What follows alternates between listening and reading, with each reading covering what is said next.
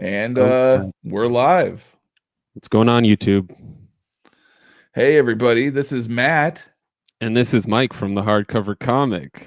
And you're listening live on YouTube. Or it's a replay. I don't know. It could be a replay for all I know. Anyways. Either way.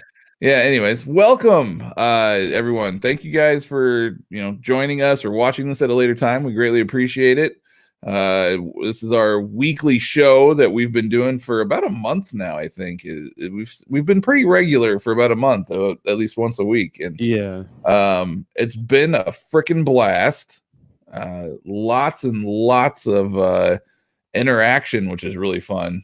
Yep. So we'll have our little interaction section here later on in the show. So if you guys are watching live, join us. Comment away. It's been a good time. We enjoy hanging out with everybody and answering questions and hearing your guys' thoughts, and it's a lot of fun. Yep. That being said, sir, how have you been this week? I've been doing well. 2020 is off to a pretty good start. Yeah. No complaints, not too many anyway. And been good. Been reading some Promethea, enjoying the crap out of that. I caught up on my DC Black Label stuff. So Wonder Woman, Dead Earth, and The Question by Jeff Lemire. Ooh, I haven't read The Question. I need to catch up on that one. It's pretty good. It starts off kind of, it's a typical The Question story. He's a detective doing what he does. But the end, man, I can't wait for issue number 2. At the end, it just gets... that's only crazy. One issue currently, right? Yeah. I think there's going to be 3 or 4 total, but it's coming out like every other month. It's a mini? Yeah.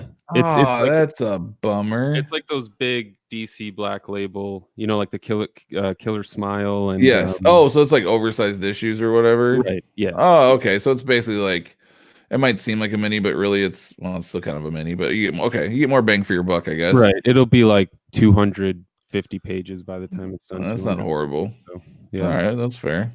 Not bad. Yeah. I want to read The Question. I haven't read that one yet.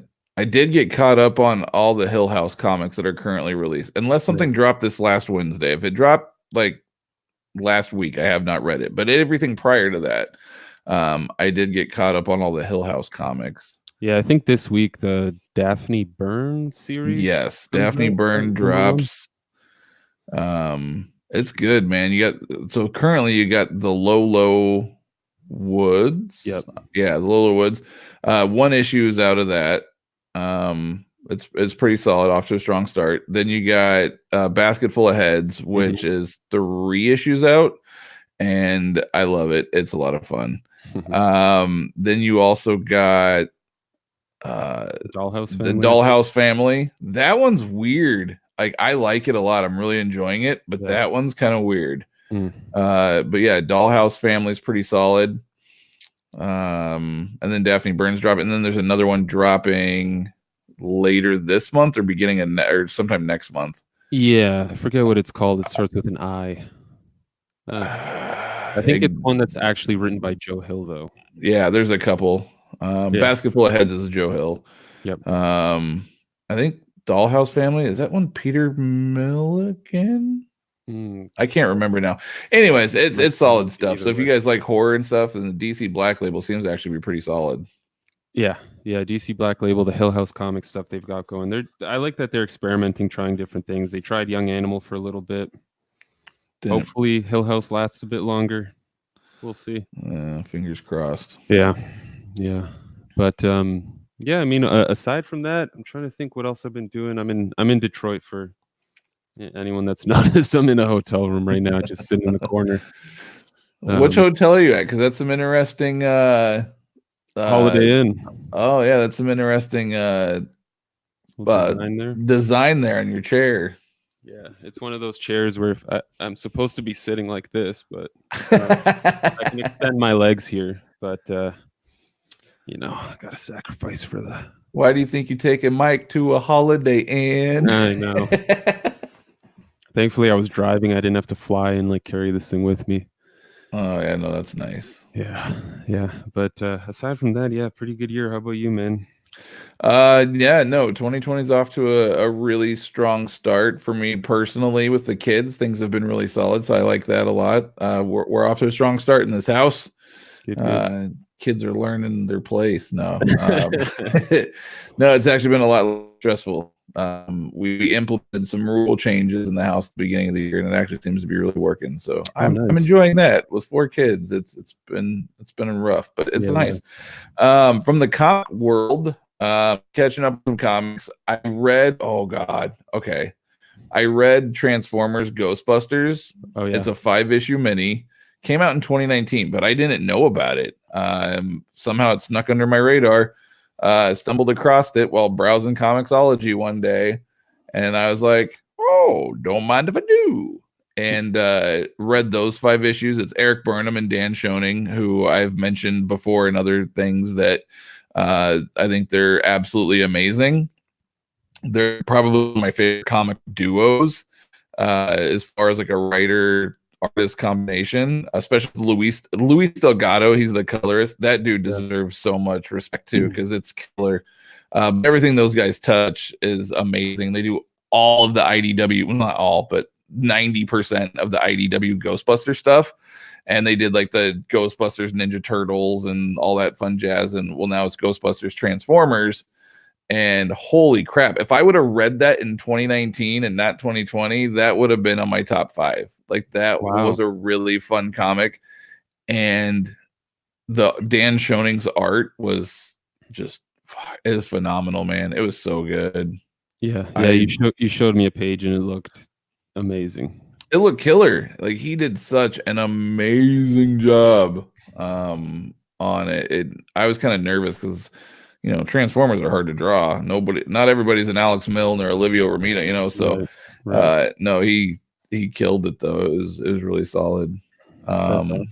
Yeah. And then tonight I just scored a nice custom bind, 3-volume custom bind set actually from a gentleman from one of the Facebook omnibus groups.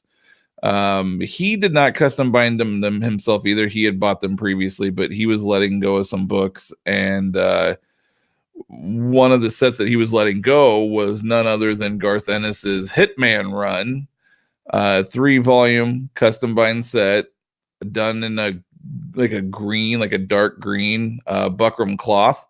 So I'm gonna have Senior Mike over here design me a 3-volume Hitman dust jacket once I get the books and get them measured and whatnot. That'll be fun. So looking forward to that.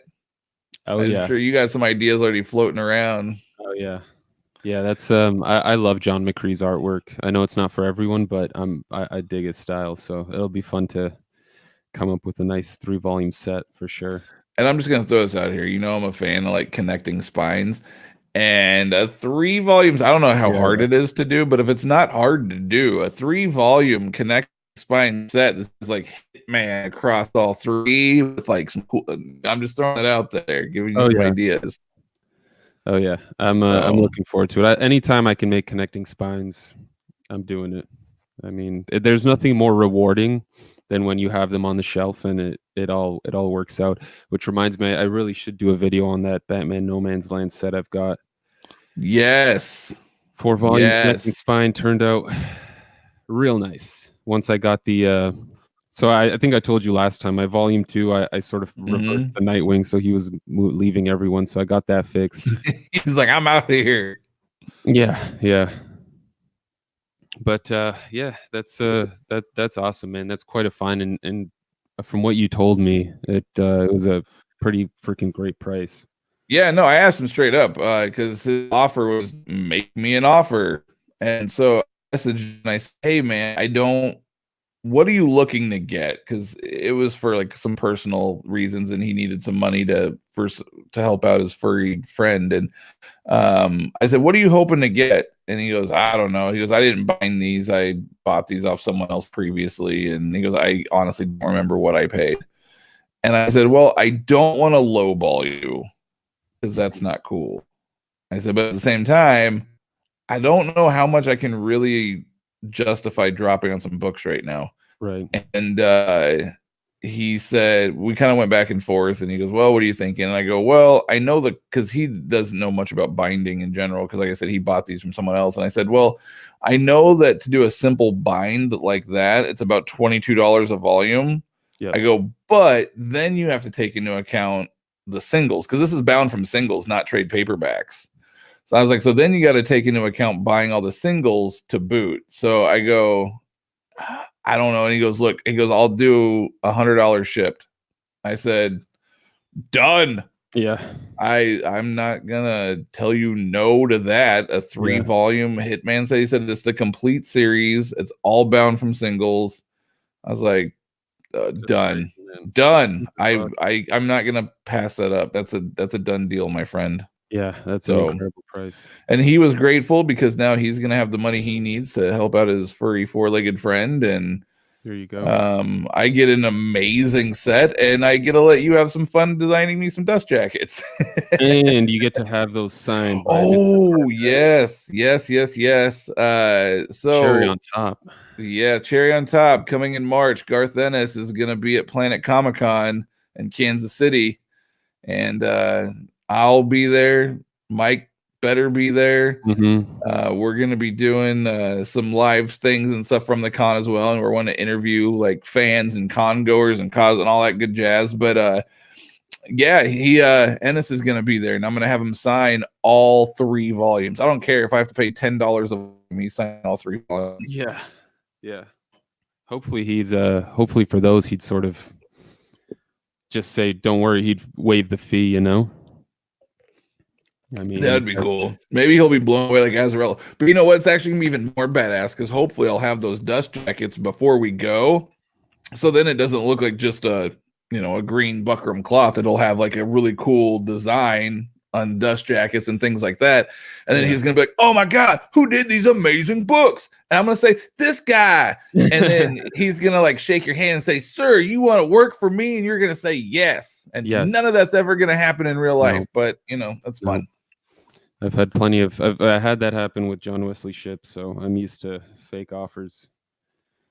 Yeah. It happens. Yes. So just real quick, I do see a comment here from Oblivion saying, wait, you can bind single issues in a book. Hang on, let me throw it up there. Well, first of all, Oblivion says that he just fixed his Miles Omni. It looks awful and the omnibus is in rough shape, but whatever. I glued it as best as I could because I refused to cop out more money for a reprinted version. I'm with you, man. It's your collection. Who the hell cares what anybody else thinks of it? If you're happy with it, that's all that matters, my friend. Yep. And then your question that you were about to answer. Wait, you can bind single issues to a book. Mine's showing that. I would love to do that to some Aquaman stuff. So I don't have any binds with me now. I'm sure Matt could easily grab one of his, but I don't think any of mine are done from singles though. Oh, right. I mean, I can show you some prepped singles. I can do that because I haven't mailed these off yet. Sure, yeah. Oh no, my Booster Gold ones are single volume. Oh, that's right. Hang on 1 second. Yeah. I'll talking. I'll fill in the noise, but yeah, I mean, you can. There are plenty of binderies. Depends where you're located. Oblivion. I'm in Canada. I've used a bindery called Lehman Bookbinding.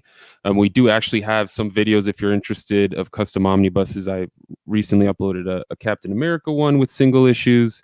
Before that, there was a Midnighter custom bind I had done with some Midnighter issues from the recent Steve Orlando run.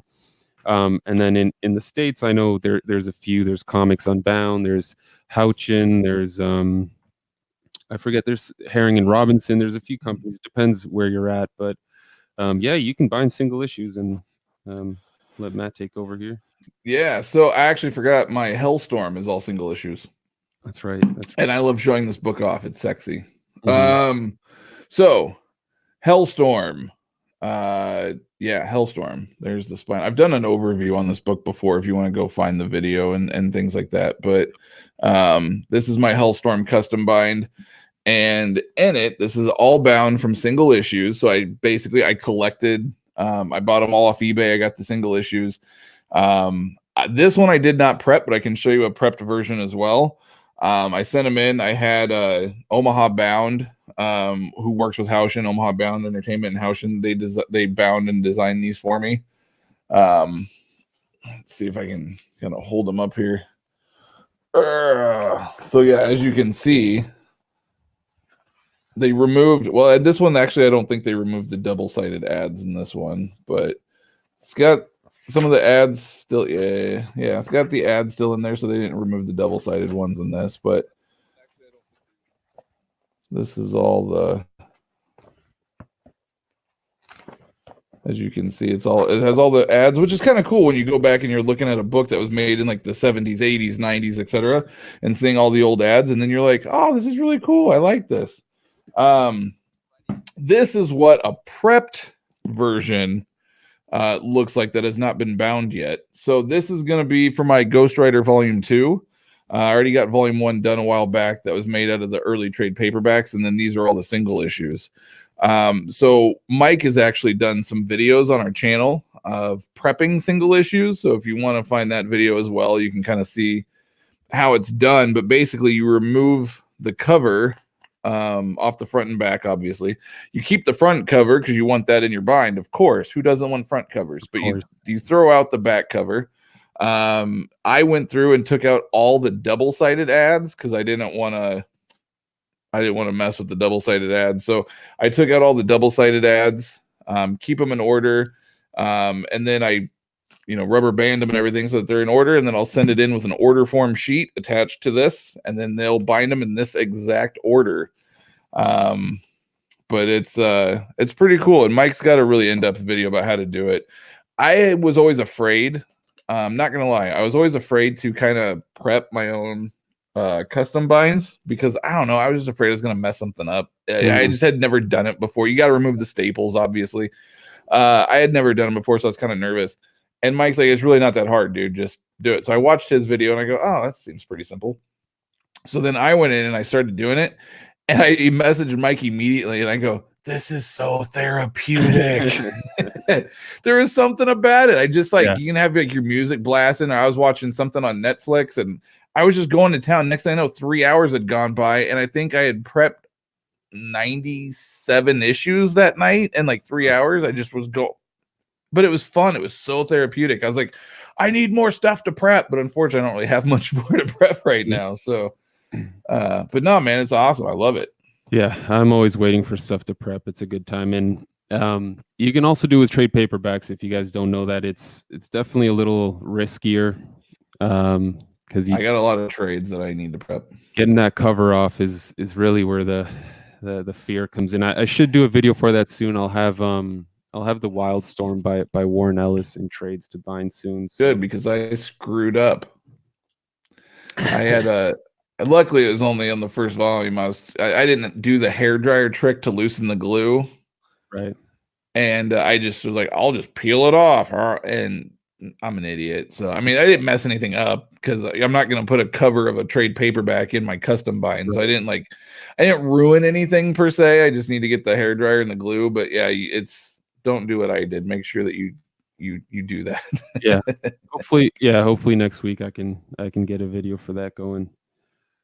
But yeah, I mean, it's fun. I love custom binds. I think it's pretty much my primary focus now. Yeah, so I know that Mike just threw up in the comment section for those of you guys watching, Mike threw up a YouTube video for his newest custom bind, which was his Captain America by Remender. Oblivion came back with, and would you say it's worth it for the money? Custom binds. Yeah. For me, hell yes. Yeah. That's a resounding yes. If you actually go back and kind of go through our channel, dude, there's so many custom binds on our channel of all different types. You have like the more simpler buckram cloth ones that Mike gets done, and then he has this really cool dust jackets that he does. There's some of mine that I've shown off with the graphic covers that are going to be a lot more expensive, but they have graphic covers on them. There's all sorts of different custom binds that we've had and shown, and I mean things on the channel.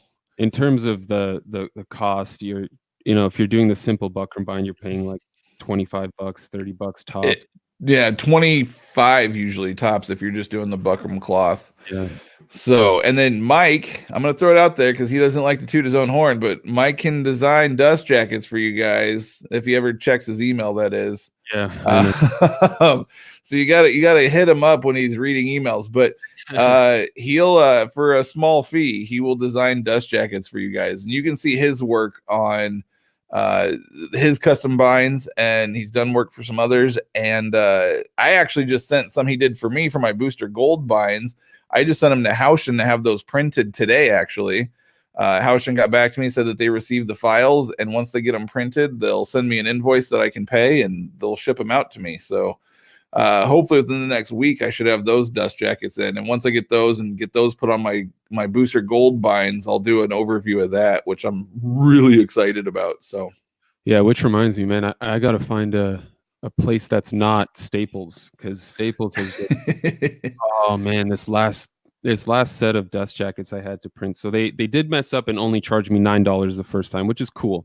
Yeah, I was like, didn't they only charge you $9? Yeah, but then Karma got me on the second set because you didn't tell them that they only charged you $9. And so what they did the second time around was they printed it, but the top and the bottom, like about a quarter of an inch, was cut off. It was just white, the top and the bottom. Mm-hmm. So I took it back to them and I told them that, and they were like, "Well, we can cut it for you, and then you won't have the white bar anymore." And I was like, "No, look at the original file. You can see that the DC logo gets cut off when you guys printed it. It's not that I need this white thing trimmed. It's just it didn't print all the way." And so they got it printed again, but the whole thing took like a week. 4 trips. Oh man. Does Layman do printing at all, like Haushin does printing? I haven't checked.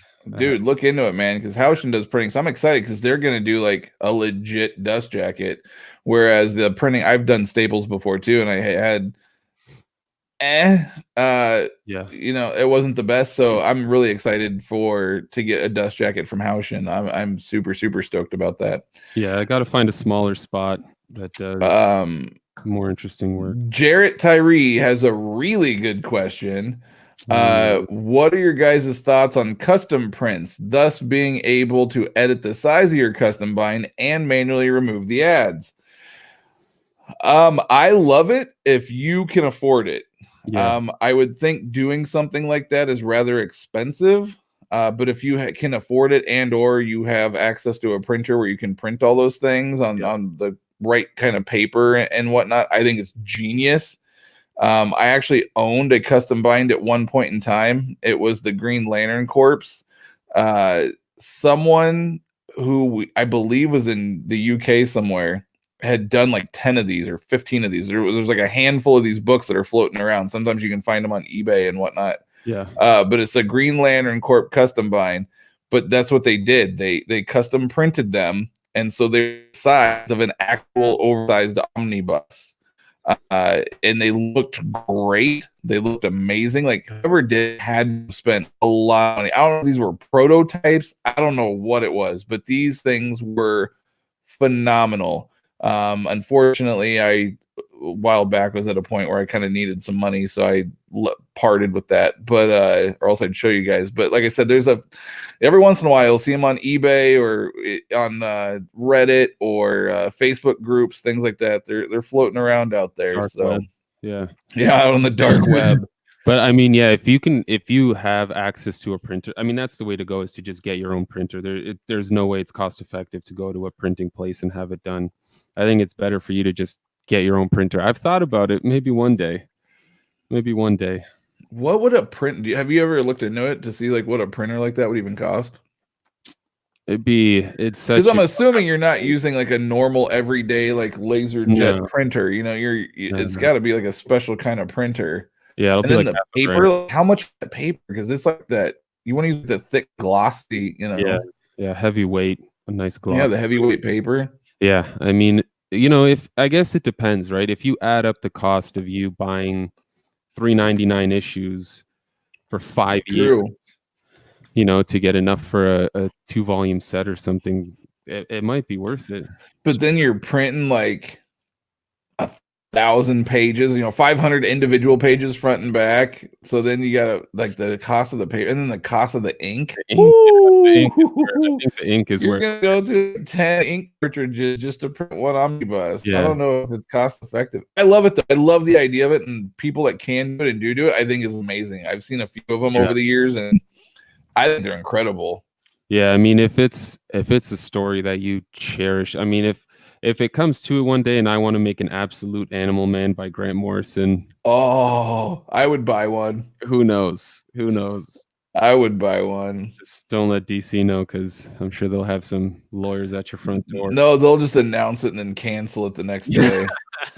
Yeah, like Gotham by Gaslight. Yeah. Speaking of cancellations, Yeah. But, absolute Gotham by Gaslight has been see, canceled. Thanks, DC. keeping it consistent with the cancellations. Yep. Yeah, but hopefully one day print my own stuff.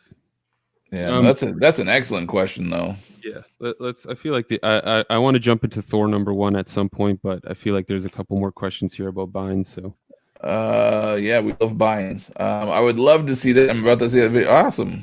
Check it out. Thank you guys for expanding this hobby for me, because I collect single issues as well as omnibus, but I hate how some things aren't collected. Agreed, and that's why custom binds are amazing. Yep. And then last but not least, hey Chaos, what's up? Quick question: which of the newer video game consoles coming out in 2020 are you guys excited for? The PS5 or the Xbox Series X? For me, I won't be buying one. I always have to wait a couple of years until they go down in price, because I can't justify, with 4 kids, I can't justify dropping that much money on a system. But I currently have a Switch, which I love and my kids love, and it's a really great family console. And then I have my PS4, and I've had an Xbox One. It was cool. I enjoyed it, but I always kept leaning more towards PlayStation. A lot of the exclusives and things I like more of the PlayStation exclusives more so than the Xbox ones. So I would have to say PlayStation 5. What would you say? Yeah, that's the way I'd go. But honestly, I was never big into Nintendo. Didn't have the GameCube, but I got the Switch, and it's awesome. Let me tell you, man, for someone who gets maybe an hour a week, I'll jump on and play something. That's the way to go. I want quick, easy, accessible. With Xbox and PS and PlayStation games, you gotta put a few hours into it to really enjoy. They're soul sucking. Yeah, and I mean the Switch, I just pick it up, play some Smash Bros, play some Overcooked, whatever it may be. My fiance's into it. Well, this one kind of ties in. Okay, Kenneth, this is a good question, because this ties into what Mike was wanting to talk about here. So the second question is, what do we think about DC and Marvel? What do they need to do to get us reading comics again weekly? Aside from a few titles they're struggling. All right, Mike, let's dive into what you were wanting to discuss with Thor #1. This is a good segue. Yeah, so I'm sure a lot of people are not aware. You and I, well, you especially, you were a huge fan of Donny Cates when God Country came out, Redneck. What else? Baby Teeth. I love the series too. They were Ghost Fleet. All of his indie stuff was incredible. And now, he had Thanos, which was pretty good, or Thanos, whatever. Thanos was all right. I didn't hate it. Cosmic Ghost Rider, which was a fun ride. It was fun. I wouldn't call it. It was good because it was fun, but it wasn't like amazing. I mean, I like his indie stuff a lot more. Yeah, and now Thor #1. Spoiler alert. Hang on. First of all, spoiler alerts abound right now. Okay. For the next however long, if you have not read Thor #1, stop listening right now. I wish there was a way for us to let you know when you could come back, plug your ears or do something. We're spoiler alert abound for Thor #1. Once you see, the next question might be about Thor, never mind. But I mean, Thor #1 really, and I think it speaks to mostly what Donny Cates has been doing at Marvel. I think you asked this in one of the line chat rooms too. I don't know who he's writing it for, but I feel like he's writing it for the high school version of most people who are into like super metal stuff, making it as epic as possible, crazy stuff happening all the time. Because in Thor #1, for those of you that don't know, at the end of the series, not only is Thor the god of thunder, the king of Asgard, he is like at the start of the issue, he throws his hammer across all 10 realms to kill a monster on Earth, and then he calls the hammer back to him. So that's badass enough as it is. Odin has never done that. I think they admit it. And now at the end of issue 1, Galactus comes and says, "Hey, you're going to be my herald of lightning," or whatever he calls it. And it's like, really? He's already the king of what I forget what they call it. Asgard. Yeah. King of Asgard, god of thunder. Now let's make him a herald too. And it's like in high school, yeah, I'd be like, dude, that's so cool. Like he's going to be, so it's like, Goku turned Super Saiyan 2 or whatever it is now. You know what I mean? If for all the Dragon Ball Z fans, it's just like, keep leveling up these characters. And it's just not for me. Yeah, no. I'm into characters. I'm into good plot lines. I'm into twists and turns. I'm not into just power glorification anymore. Doesn't excite me. No, and here's my thing on it, and that is, first of all, when they announced Thor a while back and they showed like the sneak preview, like cover page or whatever, I was not a fan of the new design of Thor. And so when I started reading Thor #1, like almost the entire issue, he looks like Thor, like what you had read in Jason Aaron's run and everything else. And I went, oh, okay, cool. Maybe that was just like clickbait or something, because like he looks like Thor. This is awesome. And the art, I have a lot of times I have major issues with artists, especially at Marvel. I don't feel like they're that, not all of them, but a lot of them I don't feel like are very good. I'm not a fan of the style, at least. Let me just put it that way. Everybody's better than me. I can't draw for shit, but I'm not a fan of the style. So when I opened this one up and I looked through it and I went, oh shit, I go, the art looks awesome in this. Okay, cool. I'm a fan of this. This is cool. I like the art. Thor looks like Thor. This might not be so bad. Yeah.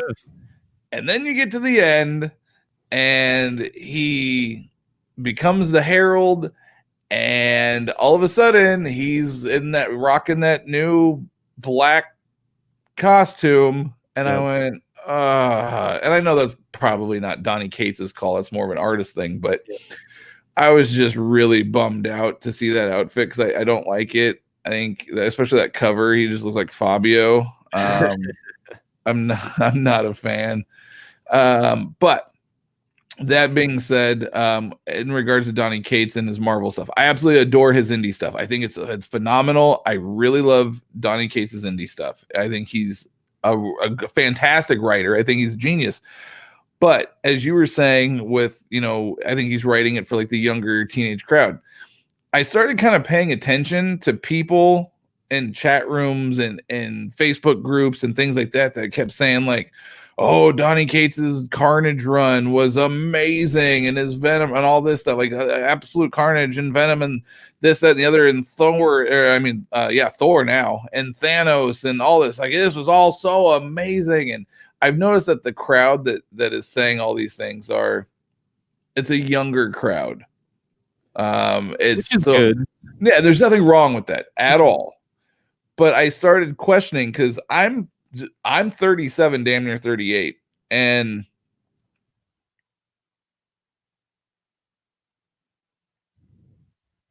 I think my connection dropped.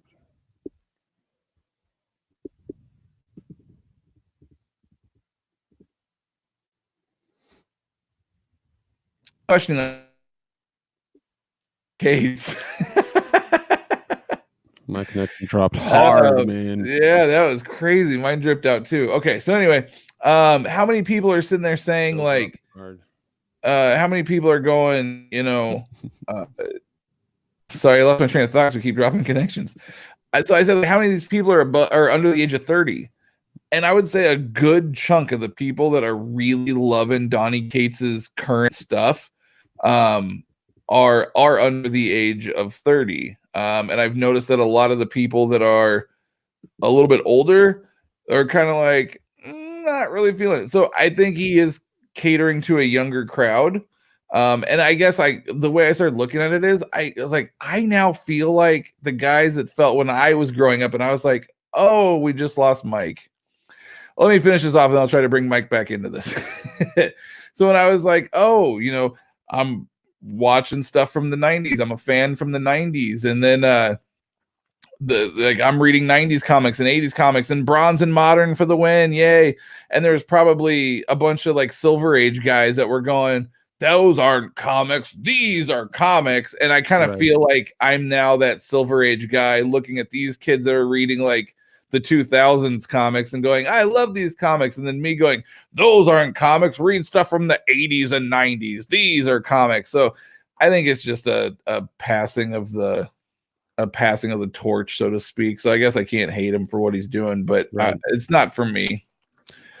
And I'll say too, I don't think most writers are writing stuff for the younger audiences. I mean, you know, I'll read something. I mean, it's really just the Donny Cates stuff that I've had big issues with, and Bendis, of course, which I always harp on. But I don't know. I guess it's just Donny Cates stuff's not for me. But in terms of the original question, what DC and Marvel can do, God damn, is there? I mean, when I walk into a comic book store, there are just way too many titles on the shelves. I don't know how many editors they got at DC and Marvel. I don't know who's validating all these titles and stuff, but I think I don't know, it might just be that they're throwing too much shit at the wall. Trying to see what sticks. Yeah. And I mean, I love Grant Morrison, but his idea to do Green Lantern in seasons and release number ones again, I'm worried, man. Every year it's just going to be new number ones. Yeah, I think part of what they need to do, honestly, is like you said, kind of cut back on the number of titles. And I think they need to stop with all the crossover crap. A crossover here and there is cool, but I don't want to have to buy 12 different comics in a certain week to understand what's going on in an issue of X-Men or whatever it is that I'm reading. Which is exactly what's happening with X-Men. So and that's why I can't get into this stuff, because I don't want to read all these other issues just to enjoy my one book. I really like self-contained titles. I don't like having to read other books, which is probably why I love indie books so much, because it's all self-contained. Right. And I don't have to worry about picking up 5 other titles or whatever it is. So they need to keep stuff more self-contained. If you're going to have a large event, kind of like they did with Absolute Carnage, that was like a universal wide event. Cool. I get it. Have a crossover. Makes sense. But aside from that, stop with all the crossovers. Stop pandering to people. Yeah. I feel also, like keep art consistent. Yeah, keep the art consistent. Like, how many times have we seen a book where they switch artists halfway through the book, and you're like, whoa, this is a completely different. If you are going to switch artists, because I understand things happen, try to keep the art style the same. Yeah. Because there's been some in the past. So I think there was a Cyborg. You remember that? Yes. Yeah, it was Cyborg. I was say, was it Justice League? No, it was Cyborg. Oh, that was horrible. It went from Ivan Reyes. It went from Ivan Reyes on art to like I don't remember whose name, but it was like it wasn't like the dude was like a bad artist. It was just 2 completely different styles of art. Yeah.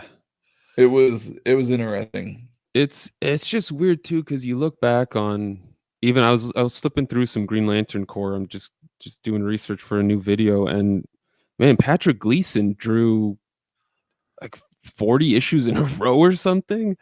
I mean, what Liam Sharp's doing on Green Lantern, he did 12 issues in a row. What Liam Sharp did on Wonder Woman Rebirth, he was on Wonder Woman for forever. Yeah, it's weird. It's weird. Yeah, it was really weird. I think that would help. I think. Oh, if anybody dropped off and came, we're done talking about Thor, so you're good. yeah, we're done talking Thor. If you guys are fast forwarding through this or what have you, or watching back as a replay, we are done talking about Thor. Yeah. But yeah, and I think they need to stop focusing so much on the same characters, and I think they need to bring in some of their, some of their B-listers, you know what I mean? Maybe instead of having 5 Batman titles, 4 Superman titles, bring in they kind of are with Justice League. They're bringing in Justice League Dark, and it kind of has a different lineup. Oh, Justice League Dark has been so good. I'm not fully caught up, but from what I've read, dude, Justice League Dark is sick. Nice. I am really enjoying me some Justice League Dark right now. It's a really interesting take on the team. I strongly suggest you read it. Yeah. strongly suggest everyone reads it. But I think it'd be cool if they brought in some more of the lesser known characters. Characters Animal Man's kind of big now, but characters like bring back the Spectre. I would love to see a solo Spectre. I mean, granted, I'm a little biased. I love the Spectre, but I would love to see another solo Spectre run. I would love to see a Martian Manhunter solo run. I would love to see I can't even think right now. Maybe another Zatanna solo run. Yeah. Things like that. Like some of the B-list characters that you could do so much with. There's so many things that you could do with these characters if you just gave them room to breathe and it had a right creative team. And I think you wouldn't have to focus so much on your heavy hitters. Leave Batman, have a Batman title, a Detective Comics title, leave those as is, leave them alone. Don't do any of these Elseworld stuff. Just leave those alone. Yeah. Have your action and your Superman, leave the rest alone. And then dive into same thing like X-Men and all these. Like you don't need X-Men Blue. I know these are older now and they don't do them, but like Marvel is doing X-Men Blue, X-Men Gold, X-Men Red, X-Men Black. It's like this is ridiculous. Like bring back Howard the Duck. Well, I mean, I guess I can't say Howard the Duck. That's a bad example, but you know what I mean. Like bring back B-lister characters that you could make really awesome. Bring back Kite Man. Hell yeah. Yeah. Give me another boost. Give me another Booster Gold series. I think the problem is, you mentioned Booster Gold. That's a good one. Yeah, you mentioned Martian Manhunter, and I think Steve Orlando's wrapping up his last issue next month. But I mean, he got like a 12-issue maxi series. But that's it, though. It's not an ongoing. Right. Like these are minis or max, or what do you want to call them? They're not ongoing. They need to keep Valiant's doing the same thing, and I feel like it's gonna kill them. Is that they're doing minis all the time? They're not doing these long. Oh, did it drop again? So I'm not sure if it's just you. It might also be my connection because I seem to be kind of dropping in and out as well. But okay, so you're good. It's not just the hotel Wi-Fi. Fair enough. But yeah. So, anyways, I don't know. That's my soapbox. I'll get off it now. Just bring back characters that Swamp Thing. I would love to see another Swamp Thing solo. That'd be cool. Yeah. I mean, hell, it sells well. You can't tell me it doesn't. Yeah. If you have the right creative team doing these books, you could do so much cool stuff. Yeah. I would love to see a Lobo solo series again. It's been a while we've seen a Lobo. I would love that. They need to stop. Like Marvel needs to quit doing 25 Deadpool titles. You know what I mean? Like just focus on one and then move on. Let other characters have their time in the limelight. Yeah, and just to back up your point, just relax with the events. And I mean, it's either Absolute Carnage or it's Dawn of X or it's whatever's happening at House of X, Powers of X, everything is X. Year of the Villain, Tales from the Dark Multiverse. All right, I did enjoy Year of the Villain. Fair enough. I didn't read them all. But from what I did read, I did enjoy those. I can't lie. I still need to figure out what this Apex Lex thing is all about. I'm afraid I didn't read that one, so I don't know. But the ones I did read, I did enjoy Year of the Villain. Can't knock that one. Yeah. But Trip CC's Collectibles, what's up, man? What's up, guys? All reading Mortal Hulk. If so, what do y'all think? Yes. I think when I did my 2019 video in review, I was 6 issues behind, so I am still behind. I haven't gotten quite caught up. I haven't had a lot of free time, but no, man, I love it. Check out the video. I kind of go into a little bit there of a tangent about what I think about it, but I think it's a great mix of supernatural and horror, and really kind of brings the monster, that is Hulk back to the forefront, and I love it. I dig it. Yeah. What are your thoughts? You've read it, right? I've read, but I haven't. I'm not up to date, but I read it about like 15 issues, I want to say. Yeah, I think that's around where I am. Yeah, it's great. It's great. Deserves definitely all the praise it's getting. 100%. And the art is killer. Yeah, it's amazing. I'm actually pretty excited for Al Ewing's Guardians of the Galaxy. I mean, obviously it's not going to have the same vibe, but he seems to be on a hot streak now, so we'll see. No, going back to Thor. Super Saiyan Thor would be badass. I think DC needs to, after the next crisis, needs to slow down on the crossover. Yep, agreed. Same goes for Marvel after the events. Just go back and create good stories with good artwork. That's a key word there. Good artwork. Yeah. And I guess art is subjective. It's all up to whoever, but I am a fan of detailed art, not like this flat kind of modern style that we're seeing a lot now. But once again, that might just be me being like, I miss the days of the 80s. Like that could just be me. I mean, I don't know. If you're a fan of Humberto Ramos or John Romita Jr., I need to have a chat with you and maybe you can help me see the light. But okay, let me say this. It depends on the title that they're doing. Sometimes that style works really well. So, like, for instance, Humberto Ramos, Impulse, it works so well. Fine. I love that style and Impulse. If it was drawn like Ivan Reyes style, or it wouldn't work. It wouldn't look right. So it depends on the book. I guess so. Yeah, you're right. Yep. But for instance, JR on JMS's Amazing Spider-Man run, his art took me out of the story so many times. I had a really hard time reading the story, and the story was great, but the art pulled me out. Like I can't. So yeah, I guess it just depends on the title. And JR has done some amazing stuff in the past. This is, but I guess everybody has their hits and misses, and I don't know if he's trying to develop a style. I don't know what he was doing. Yeah, well, he's got to break away from the family name. Yeah, that's true. But like I said, I can't draw for shit, so everybody's better than me, so I can't say anything. Same here. Sandman, what's up, dude? Or ma'am? I'm waiting for a Justice League Dark Omni. May have to jump in before that. Yeah, don't hold your breath for a Justice League Dark Omni. I'm with you. I think it would be amazing if they would release one. I think it would be amazing, but don't hold your breath. Yeah, I'm going the trade paperback route. I'm gonna put bind them, man. I don't know if you were here earlier when we were discussing custom binds, but this channel is huge on custom binds. Yeah, custom bind away that Justice League Dark Omni. I did it with the new 52. It'll be nice to have the. Yes, I'm jealous of his new 52 as well. It looks beautiful. For the Superman family, only have those Superman titles. Oh yeah, I forgot about Supergirl, Superboy, but that's part of the Superman family. So that makes sense. Maybe create a Daily Planet series focusing on the staff.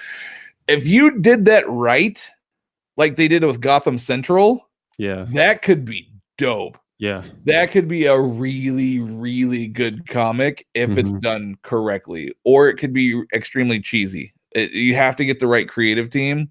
But like Gotham Central, if you tell somebody the premise of Gotham Central is, oh, it focuses on Gotham PD, people are going to go, is Superman or is Batman in it?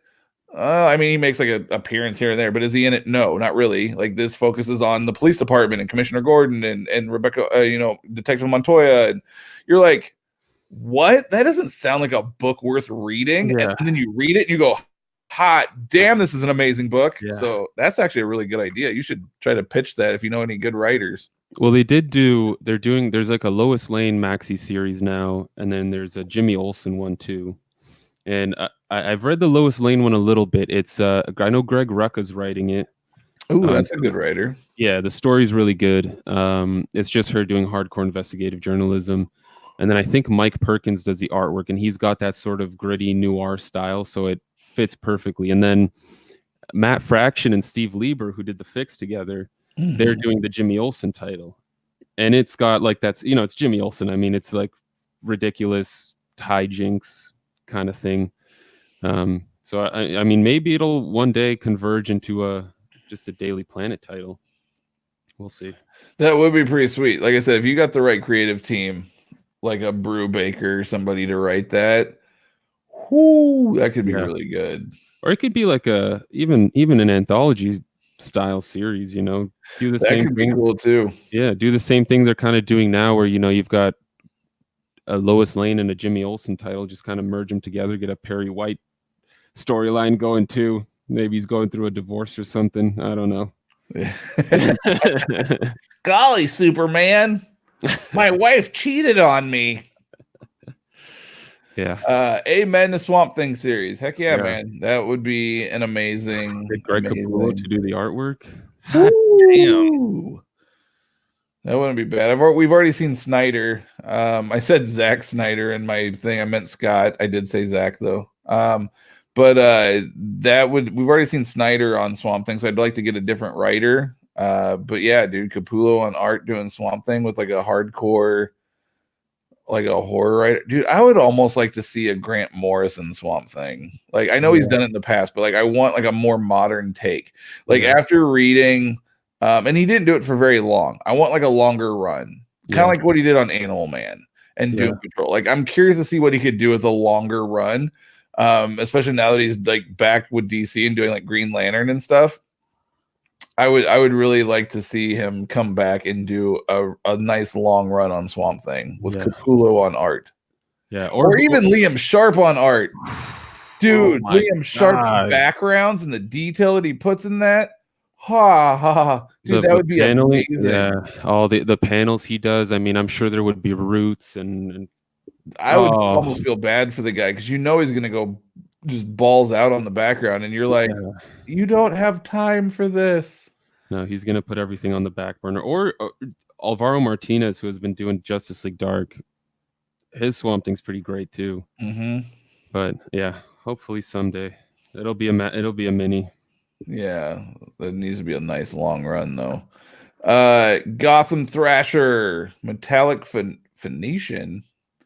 Did I say that Expanded. Right? Phoenician. I know. I was like, before it was just Gotham Thrasher. You're messing me up here. Have any of you custom bound any DC trades with the new paper? I have not. Mike, have you? I haven't, but I will be soon with the once I get the Wildstorm going. It's it's kind of a newspaper vibe from what I've seen, and then I think I think I will be doing it soon. We'll see how it goes. I don't think it'd be any different than what it's been like. I mean, I don't think I've bought a DC trade in a while, so I'm not even sure what the paper quality is even like. It's pretty good. Is it like comparable? You said newspaper. Is it like the Marvel Epics? Yeah. The same kind of style.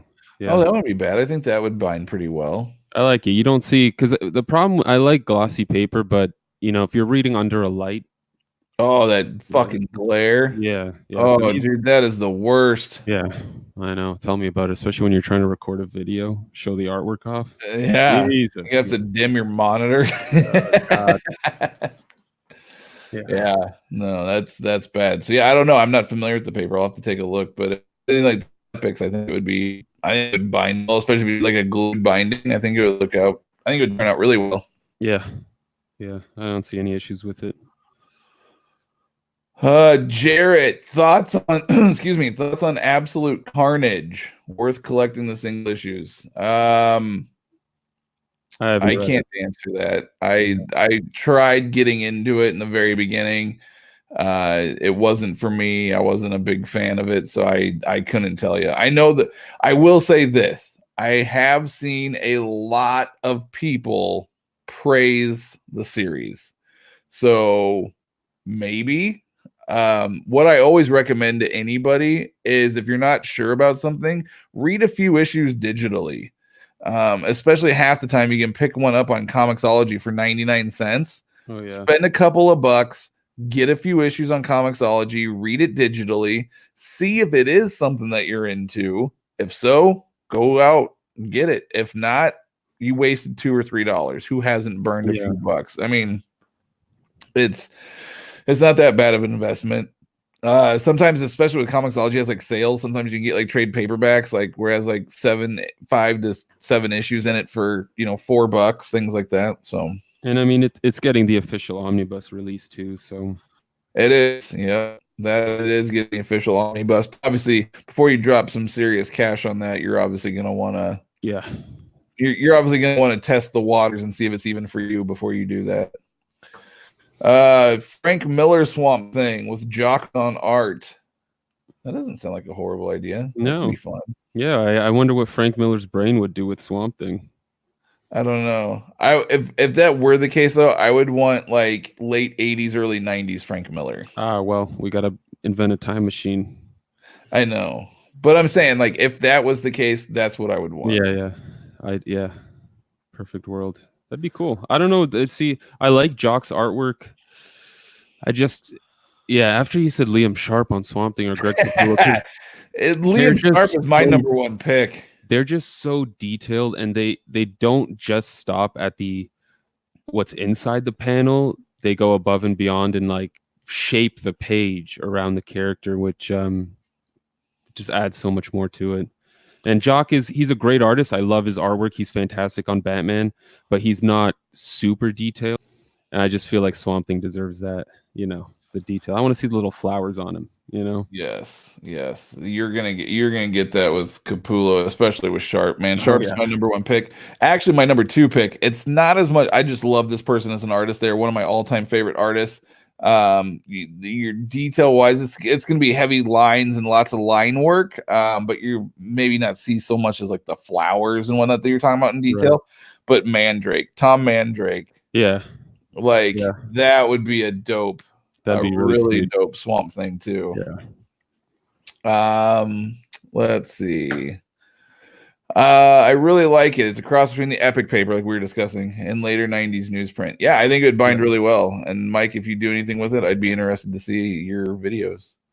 All right, my perfect creative team on a Daily Planet series would be Dan Jurgens, Peter Tomasi, Greg Rucka, Sterling Gates, and Jeff Johns. Jesus, man, they each writing an issue. That's a lot of people. With Patrick Gleason, Nicola Scott. Oh, I love Nicola Scott. I love her art. Holy God, is she incredible. And Jim Lee. Those are all really solid. Yeah, Nicola Scott, for those that don't know, go read Black Magic. Yeah. It's Greg Rucka, Nicola Scott. There's 1 volume out on hardcover right now that you guys can pick up. I think it's like maybe 12 issues. Yeah. I don't know. I actually got the hardcover over here. I've done an overview on it on the channel. You guys can go check it out if you kind of want to get an idea of what we're talking about. But her art is incredible. I really, really like her style. Yeah, she also crushed it on Wonder Woman with Rucka at the start. Yep, that's true. I forgot she was on Wonder Woman. She did the opposite of Sharp, didn't she? Like she did the odds and Sharp did the evens or whatever it was. Yeah. I just finished Kill or Be Killed last night, and that was great.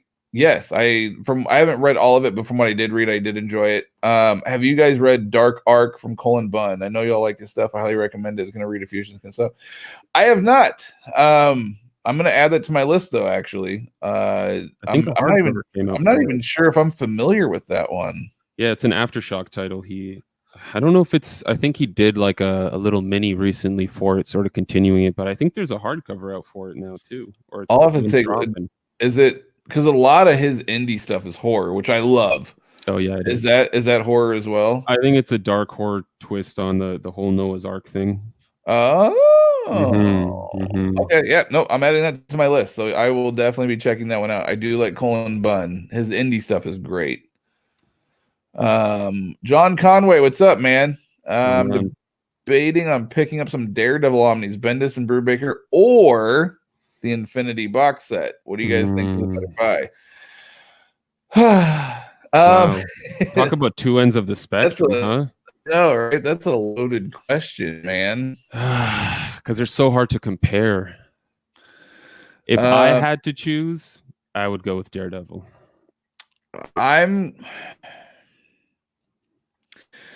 So by Infinity box set, I'm assuming you mean like the Infinity Gauntlet box set that I did a video on a while back. I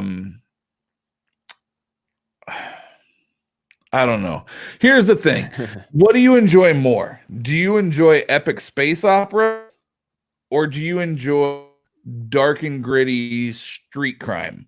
Because that's going to be your answer. Which of those genres, because they're both great, okay, but which genre do you enjoy more?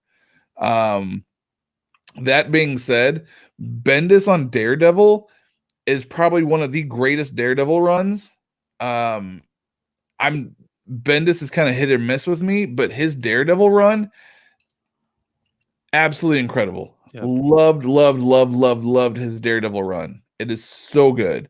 Brubaker's run is also really good. And I'm not even that big of a Daredevil fan, but those guys made me a Daredevil fan. Yeah.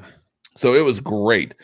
But then again, if you like cosmic and you like space operas, you can't go wrong. It's a classic. It's got amazing art throughout.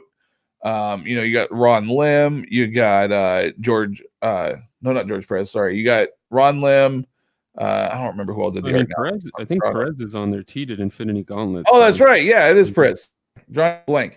But yeah, so you got some amazing art throughout. And then you've got some solid writing from a wide variety of creators throughout, because that box set, it's literally everything that happens pre-Infinity Gauntlet, Infinity Gauntlet, post-Infinity Gauntlet, like everything in between. So it just really kind of depends on what you prefer, street crime or space operas.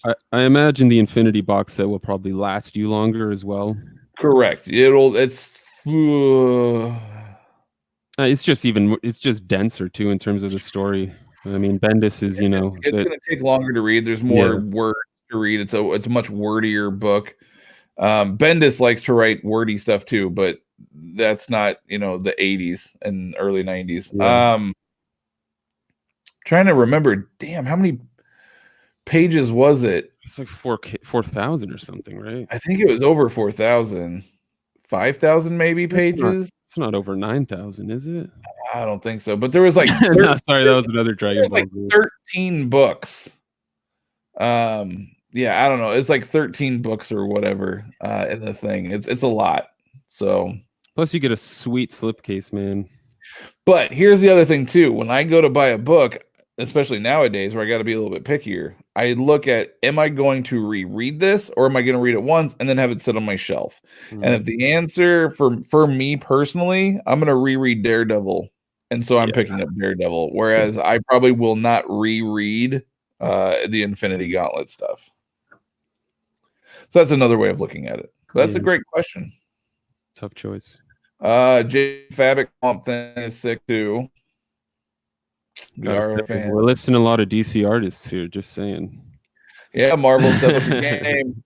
I just read Black Magic last week that just felt like it needed more. Agreed. I actually don't think that they're done, but they always put that damn book on hiatus, and then they'll go like 2 years without anything, and then I forget the book existed, and then they'll release another 6 issues. Like they do like 6 issues at a time. I remember like 3 or 4 years ago, I read the first 6 issues, and I was like, "This is amazing." And then like 2 years went by before the next 6 dropped, and I was like, yeah. So yeah, it's definitely it's a slow burn, unfortunately. Dark Arc was not very good art wise. Hey, what's up, Derek? I don't think we've seen you on yet, so welcome. Jarrett, collecting several classic Batman titles. I'm very interested in reading Tom King's run, yet I've heard very mixed feelings. What are your thoughts? Not sure if you've spoken about this in the past. Me personally, I think I read the first 30 or 40 issues, so I haven't read it all. But back in the day, Mike and I used to do a Rebirth review where we would read every Rebirth title that DC was releasing every Wednesday, and we would do a podcast on it. And to be honest with you, it got to be way too much. And I don't. Yeah, it's a great way to stop, to not want to read comics as much. Very much so. It got to the, and it's not that they were necessarily bad. It was just too much. It got to be like more of a chore than an enjoyable thing. That being said, what I did read of Tom King's run, I thoroughly enjoyed. I was a big fan of it, and eventually I will go back and finish reading it all. But you are correct. Right around issue 4, whatever happened with the whole Batman Catwoman thing, the wedding issue stuff, that's where a lot of the mixed feelings started to come in, was from that point on. But every up to the point I've read is fantastic. I enjoyed it immensely. Yeah, I'm on the same page. I think I read about 30 to 40 issues. I mean, started off with the bang with Gotham and Gotham Girl. I mean, it was great. He's got Kite Man jumping in once in a while. Hell yeah. I was a big fan of what he was doing with Bruce and Selina. I don't mind it at all. I'm excited for the Batman Catwoman series that he's got going. He's going to get going at some point in 2020. I mean, the run had, from what I read, again, solid artwork. Mikkel Janin, David Finch, Mitch Gerads. I mean, I guess I got to finish it. But it was mostly, I think, towards after that wedding, people People started to hate it, but then some people loved it. I saw it when, whenever he'd post something on Instagram, people would be like, "Oh, this made me weep like a child," or "You got He me made so us excited." weep. What was that, issue 5? Oh yeah, Dude, to that day, that was still like one of the greatest issues. Like issue 5 of Batman, if it doesn't make you tear up, there's something wrong with you. You're broken on the inside.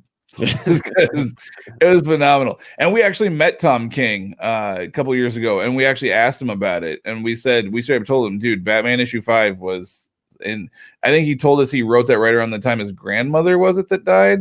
I think so, yeah. Yeah, like you could tell there's some personal stuff in that one. And not only that, but Tom King is hilarious, and he's a really nice guy. Yeah. Yeah, I wish that dude nothing but the best. He was a really awesome guy to talk to. Yeah, and I think also you kind of got to be into his style, because he has a very, like, you can tell a Tom King book is a Tom King book. He's got those 9 panels on a page at times, and you'll see like the same phrase repeated a couple times throughout the issue. But I'm a fan of his work. I don't think I've read anything by him that I disliked. Agreed. You're welcome, John. Hope you enjoy. Hey, John, by the way, what is your decision? Have you made it? I'm curious. Let us know when you do make your decision, if you haven't made it already, because I am curious to see what you ultimately pick. We can become YouTube influencers. Yeah. Trips Collectibles, make sure that Noah and his ark survives the voyage to new land, but in Cher's ark, he has all the mythological creatures, vampires, werewolves, dragons. Oh, that sounds right up my freaking alley. Werewolves, dragons, ghouls, unicorns, gorgons, etc. So many creatures, it gets crazy. All right, I'm reading it tonight. I'll let you know. I'm going to start it tonight. I'll let you guys know next week. Sweet. Paulie Lopez, speaking of Rebirth, what do you guys consider to be the sleeper hits or underrated books of Rebirth? Good question. That's an excellent question. Not necessarily related to Rebirth, but I don't see the Sandman universe titles getting any love online. And I'm personally a huge fan. They're probably the only DC book I've been consistently buying and reading on a month-to-month basis. But I guess they're not technically part of Rebirth. Underrated sleeper titles. Green Arrow. Is Justice League Dark considered underrated sleeper? I don't know. Is Justice League Dark part of Rebirth, though, or was that after they got rid of the Rebirth title? Because I feel like that was after they got rid of the Rebirth title and it just went to DC Universe. Yeah, I guess it's, I don't know. I'd consider it part of it. Yeah, I don't know. Whatever. I'm throwing it. In that case, then yes, Justice League Dark. I enjoy Justice League Dark a lot. I think Green Arrow was definitely, underrated. Red Hood was actually, I'm not even a Green Arrow fan per se, but I thoroughly enjoyed reading that title. When we were doing our Rebirth review stuff, I enjoyed it. I thought it was really solid and well done. If I remember correctly, it was Benjamin Percy that was writing it. Yep. Yeah, I enjoyed it a lot. I think that one was, and also surprisingly for me, what was it? I can't remember the exact title of it, but the Green Lantern one with Jessica Cruz and Green Lantern. Is that just what it was Green Lanterns? Yeah. Not too crazy. Yeah, that one was really good. I didn't think I was going to enjoy it. I thought it was just going to be stupid and whatever. But we had to read every Rebirth title, and I actually enjoyed that title a lot. As I actually found myself looking forward to it. I mean, I don't know what's considered a sleeper hit, but I didn't hear too many people talk about Hal Jordan and the Green Lantern Corps, but I thought Robert Venditti did a great job. Had Guy Gardner boxing aliens. Yes, that was great. And again, from what I remember, Red Hood was actually pretty solid. I enjoyed Red Hood. Oh, one that nobody talks about, I absolutely love. I'm actually going to get it custom bound eventually. Batman Beyond. Yes, that's right. Batman Beyond. Batman Beyond is probably my number one pick. I can't believe I forgot about that one. You never, ever, at least never hear anybody talk about Batman Beyond, and it is such a good book. Yeah. Love Batman Beyond. Yeah, I agree. Yeah. So that would be mine. Now that I think about it, Batman Beyond. Good pick. Trips, interesting. I really like the art, and I thought it was cool seeing him try all the creatures at bay and get them to new land when all they do run in during the voyage that tries to stop them. I'm gonna read this, man. This sounds up my alley. I'm interested to see it. This is definitely more of a Mike question because I have yet to read Meta Barons. That might be sacrilege to say, but will you be picking up the Mike? Will you be picking up the Meta Barons box set? So right now on Amazon, it's $200. It is, granted, the books are absolute size. Are they really? I can take a look and see what's included, but I would be content with just having the Meta Barons because I forget what I have some edition of it. Oh wow, it dropped to 130 now. You better snag it. It's 548 pages, so I believe it's just the Meta Barons, which was the original series by I hate myself. Juan Jimenez did the artwork. The box set is only 548 pages. It's a slipcase edition. But there's a brand new box set that was announced. I think I remember reading something about that. All right, let me take a look. Maybe that's what they're referring to, but I swear. Oh, you're right. Yep, Meta Barons limited edition box set. Yeah, I was gonna say I thought there was a box set announced. Granted, Amazon may be wrong with what they're talking about here. Maybe it's like each individual issue collected in an oversized hardcover. I don't know. It might also collect. There was a continuation of it recently, but Alejandro Jodorowsky and Juan Jimenez, man, what you want to talk about detailed artwork? The Meta Barons is just phenomenal, and I have like the regular size version of it, and because the original oversized one was so out of print, I think they're very limited. Humanoids is not a big company; they do like 1,000 or 2,000 print runs, so it's not huge. But I'm super excited. I'm actually going to pre-order it after this because at 130, it's worth it for me. Dude, that's cheaper for you than it is for me. Wow, I'm looking on Amazon right now. It's $149.95. Damn. Comes a limited edition slipcase of the Grand Scale Space Opera. Yeah, 548 pages, absolute sized.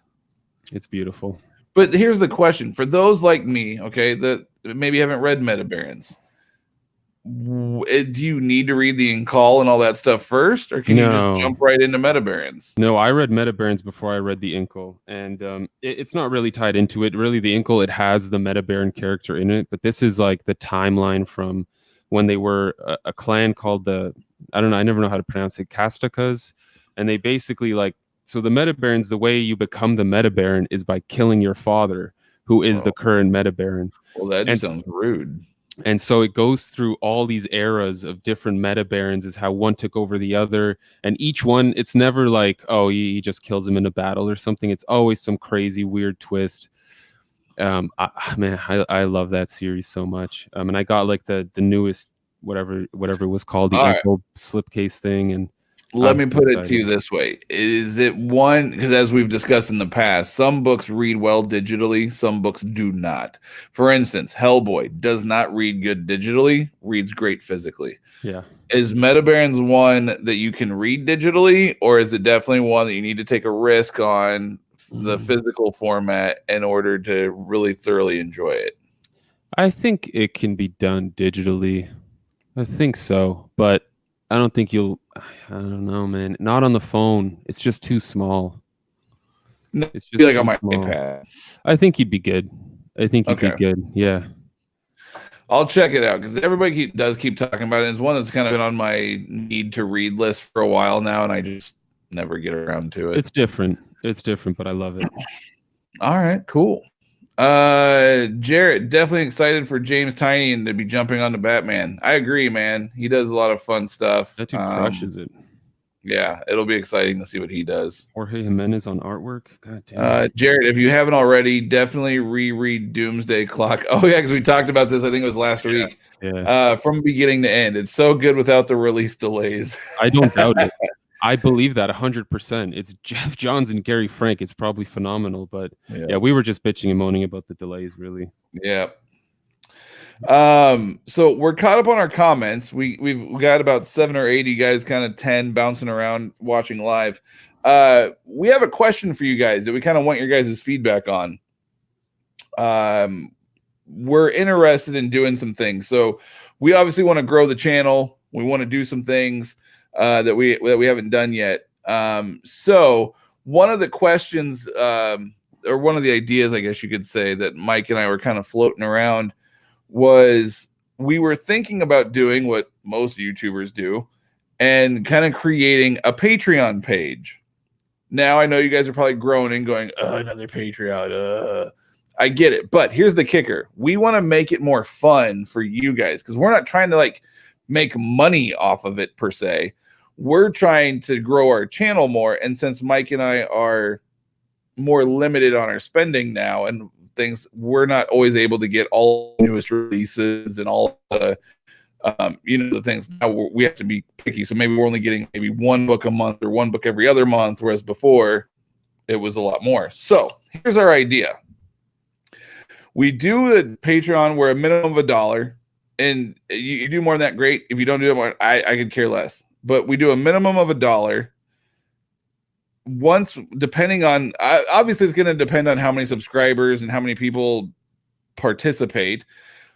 But once we're getting at least enough that we could buy at least one Omni a month off of this, ideally it'd be cool if we could get a couple Omnis.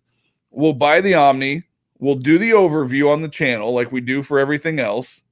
Then, instead of us keeping the book, because that would just be rude, what we would do then is only for those that are the Patreon subscribers, not for anybody else that watches the channel, just for the Patreon subscribers, we would do a raffle. Ideally, it would be every month, multiple books would be the ideal thing. But whenever we have a book that we can do, we would do a monthly raffle or for that title. So we would review the book and then we would raffle it off. And you guys who sub for $1 a month or whatever it is could win this brand new release omnibus for $1 or $5, whatever you donate. Yeah, and I mean, we take care of our books. It's not like you'd be getting it banged up. I mean, no. Depending on the book, it'd probably be read once by a hardcover comic influencer. I don't know if I got it. I don't know if I'd have time to read it. It'll definitely be reviewed by one of us on the channel and things like that, and then we would ship it out, and you guys would win a brand new release omnibus or absolute or whatever it is that gets bought for that month for $1.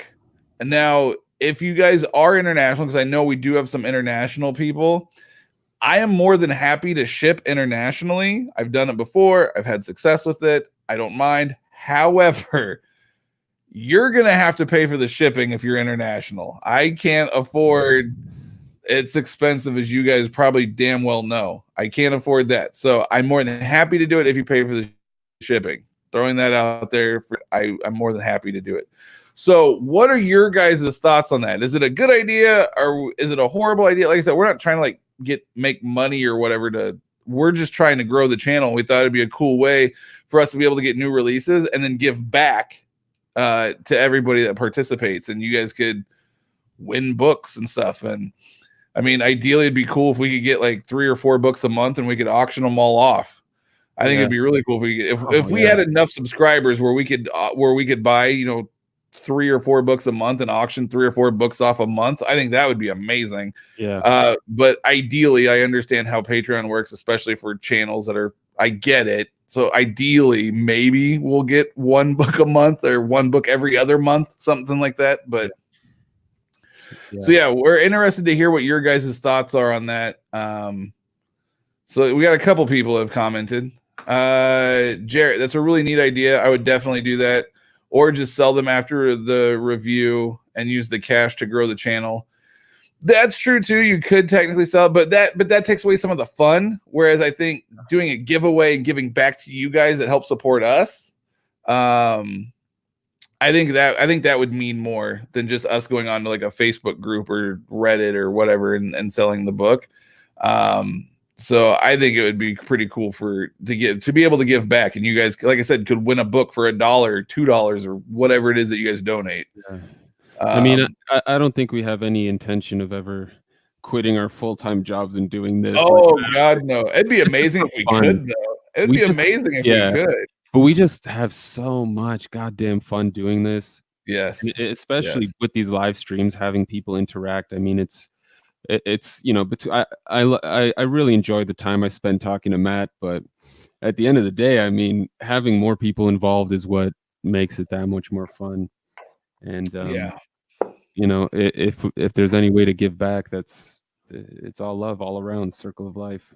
Yeah. And there'd be like, different things like $1, like you get like a shout out on the channel every time we do a live show or whatever, like little corny things we can come up with. But the big idea was that we would be able to do bigger and better giveaways. We've done some giveaways in the past of like personal collections and things, which I think we've done 1 or 2 of those. But we haven't. So I was thinking like, if we could do that and like give back and we could get basically a brand new omnibus, one that's been reviewed, and then here you go, for $1 or $2. We thought that would be a pretty cool way. So yeah, Kenneth agrees. He thinks it's a great idea. Sandman says it's a pretty fun idea. So we've gotten three people feedbacks here. For those of you guys that might be watching this as a replay, first of all, thank you for watching it for the last hour and 20 minutes. That also being said, though, please leave a comment and let us know what you guys think. Because not that it's hard to set up a Patreon, but I don't want to put ourselves out there just for people to be like, fuck you, So, like if it's a good idea, we'll run with it. But if it's, excuse me, if it's not really, if it's not something people are interested in, then there's no point in doing it. So, yeah. No, I agree. And I know there's so many YouTubers out there and so many things are like, Patreon, support me, blah, blah, blah. I get it. But nobody, at least to my knowledge, is going to do what we're going to do. I've never seen someone like, I'm going to take this money, I'm going to buy a book, and then I'm going to turn around, I'm going to give it away. Like, I've never seen that. Right. So, yeah. And if it is going on, well, then I'm stealing their idea. But to my knowledge, nobody's doing that. Yeah. Plead ignorance. So I do see a question from Polly Lopez here that yes, we gotta go back up. Red Hood. Yeah. So also, what would be one of the DC stories that you think should get the absolute treatment? For me, I'm a Red Hood fan, so Under the Red Hood. That's actually a good call. I like that. Yeah, that's a good call. What would I want in an absolute edition? Spectre would be cool. Mandrake's art. Woo! As soon as people ask questions, I always forget what my answer is going to be. I know. Isn't that how that was? When you and me are just like chatting, we're like, oh, this would be cool. This would be cool. This would be cool. And then as soon as you get put on the spot, you're like, shit, I don't remember. Yeah, brain fart. Damn. It would be way too many issues, but I think it would be, well, maybe it wouldn't be too many issues. They did it with Sandman. I would like to see John Byrne's Man of Steel in absolute format. I know they released it in Omni, and then they said, just kidding, it's really going to be like a deluxe hardcover. Is it oversized? We don't know. We're DC. We're deciding. Yeah, we're still deciding. That's what DC stands for, discontinued. So I think that one would be fun. I was actually really excited when they announced Fables in Absolute. I thought, oh, it'd be fun. Then they canceled that one, and so that's not happening. Trying to think what else would be good absolutes. Yeah, Spectre for me, hands down. I will double, triple dip on that one. Oh, damn it. I hate myself. Jeff Johns Green Lantern. Yeah, I mean, that'd be, talk about a series of absolutes. But yeah, that would be awesome. Would be a massive series and it would never happen, but the art in that's phenomenal. Say what you will about him, but the bottom line is that dude's art is killer. Yeah. Oh, I'm drawing a blank. That sucks. I know I could think of great artists that I love, but I just can't think of a storyline. I mean, I wonder, and I see someone else commented it here too. Sandman did not Sandman. Derek did. I think Doomsday Clock. I mean, from what I've seen in the artwork, it's fantastic.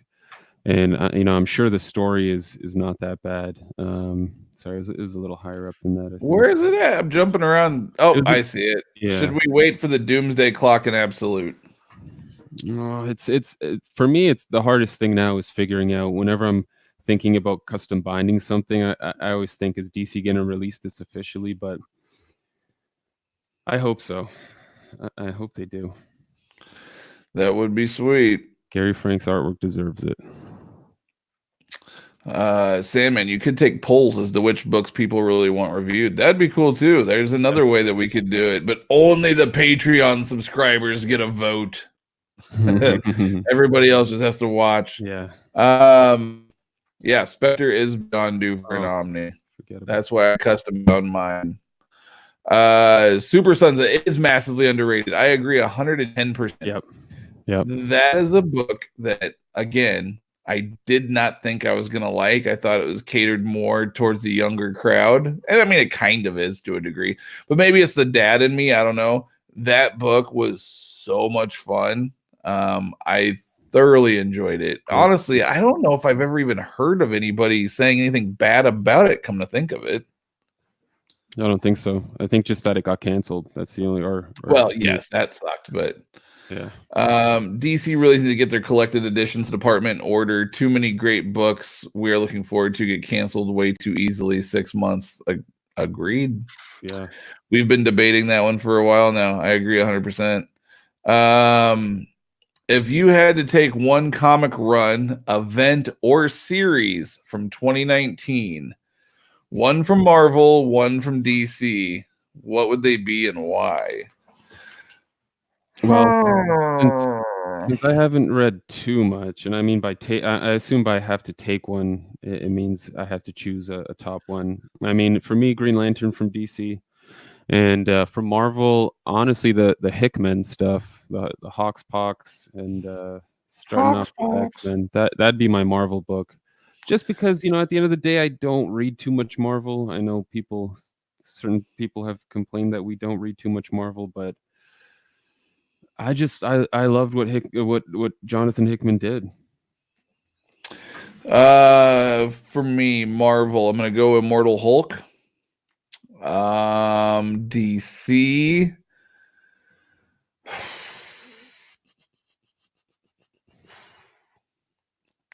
I don't know. I know a lot of people are big fans of Deceased. I finally read it. I enjoyed it, but I felt like it was rushed. I heard that they're going to be doing a Deceased 2, so maybe that'll help flesh out some of what I felt was rushed. Because it definitely felt like it needed to be longer. So I'm not going to go with Deceased, even though I know a lot of people would say that one.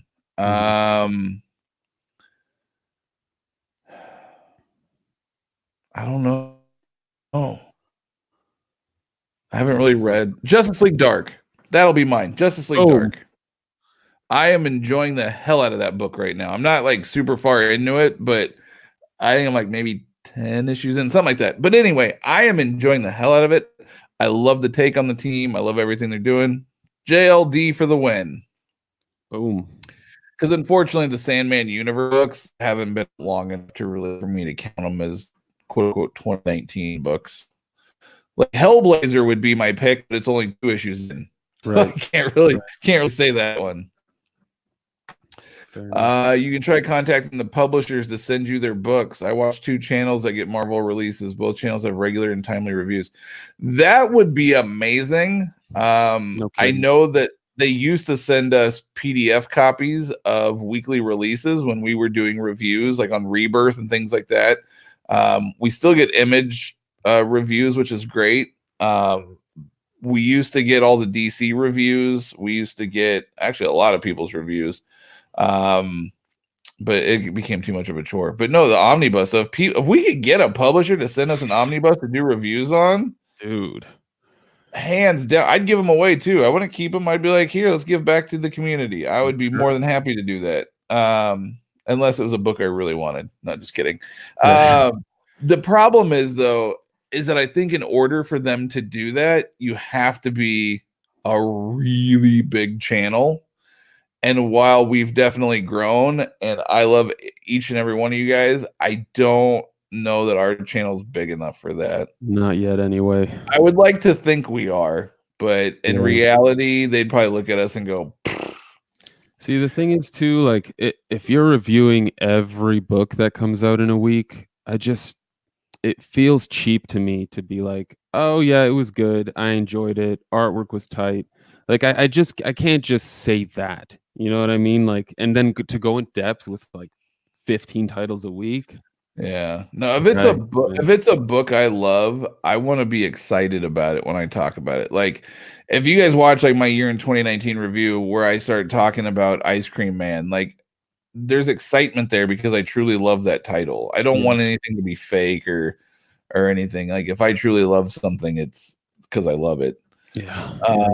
But that's not a bad idea. If you actually, man, let us know. Could you comment and let us know what channels those are? I'm just curious to see how big they are. I guarantee they're bigger than us. But I'm just curious as to like if one of them is Gem Mint, then yes, that man grew his channel very quickly and he did an amazing job. And that channel is massive. And props to Gem.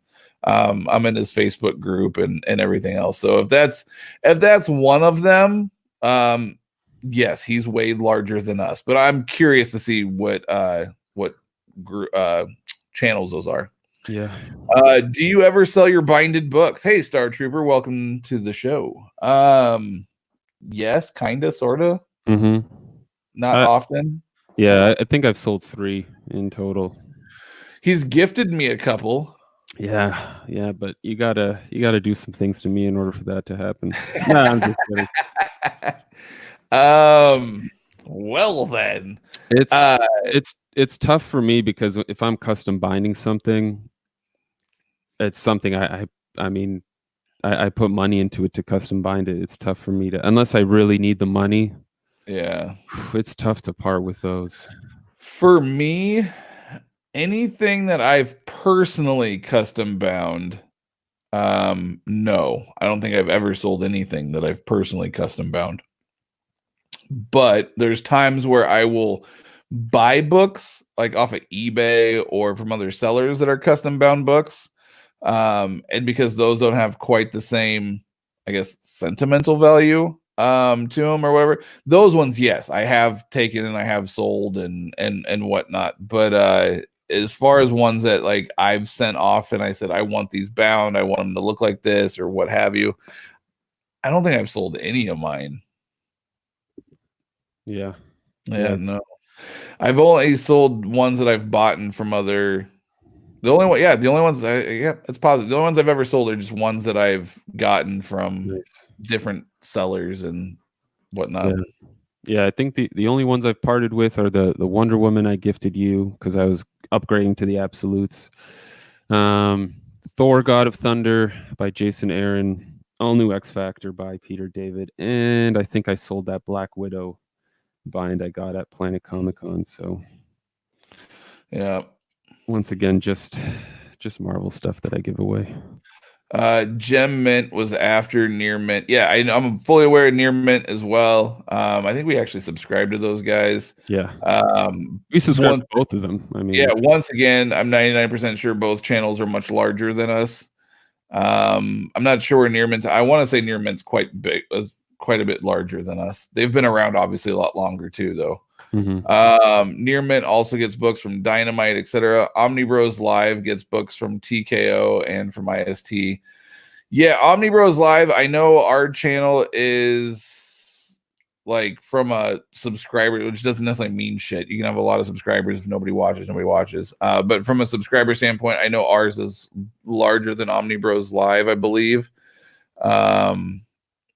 But yes, they get the hookup with IST with the discount codes and things like that. So maybe I'm just scared of rejection. Oh, I'll email them. I don't want to put myself out there and then to turn around and be rejected. I'll be sad. Yeah, but I can email them, but I don't know if I'll be able to respond in an adequate time frame. Yeah, he's not going to check his emails and then... Even though they're giving us free stuff. Yeah. He's a horrible... Valiant has given us some stuff in the past. Yeah. I will say that Valiant has done that for us. It's not like on a regular basis by any stretch of the imagination. Yeah. But before all of the corporate changes at Valiant did hook us up So that did happen. And I mean, granted, that was for the podcast where we were interviewing, creators every week, and yes, which is actually, I guess. Oh yeah, we can touch base on that and kind of talk about what we want to do to grow the channel. For sure, yeah. So we're planning to talk to get some creators on here and chat with them. We might be able to flex our 4 Guys in a Comic podcast muscle and maybe get some folks that were on that to come back on. But man, it would be good to get Liam Sharp back on. Yes. I mean, Nancy Collins recently commented on our and overview shared. Yeah, so I did a little video in anticipation of the omnibus coming in April, the Nancy A. Collins Swamp Thing omnibus. I did a little overview of the series, just sort of flipped through some of the issues, and she actually commented and shared it on Facebook and stuff. And I mean, that may be the first guest we have on here. Talk with her a little bit. Yes. We actually need to be reaching out because we probably need to get that scheduled. But that being said, for those that don't know, Mike and I used to do a podcast with 2 other gentlemen, Mike and Alex, called 4 Guys in a Comic.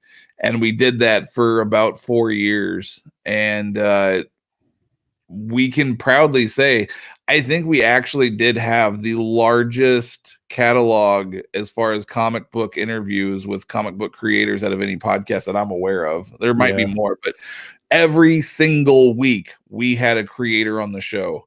Jim Starlin, that ranged from legends like Starlin and Claremont all the way down to indie guys that you've never heard of. We interviewed anybody and everybody. We've interviewed Colin Bunn, Scott Lobdell, Liam Sharp. I don't know. I'm not going to say your name off names, but anyway, bottom line is we've had a ton of creators on the show before. And so we were thinking, and everybody loved it. They loved the interview portion. I don't know if they really liked our the round table. I don't know if they liked the round table, which fair enough. I don't know if I did either, but everybody loved the interviews. And so we were thinking about doing the same thing. Here's the kicker. So we were thinking about doing the same thing. And maybe we could actually make this part of our Patreon to make people want to subscribe to Patreon. Boom, Patreon exclusive. Where we were going to do a live stream very similar to this. And we were going to do an interview. Maybe the interview lasts 20, 30 minutes, whatever it is. And then we're going to open it up in real time to questions from you guys. And we're going to be posting comments very similar like this on our screen.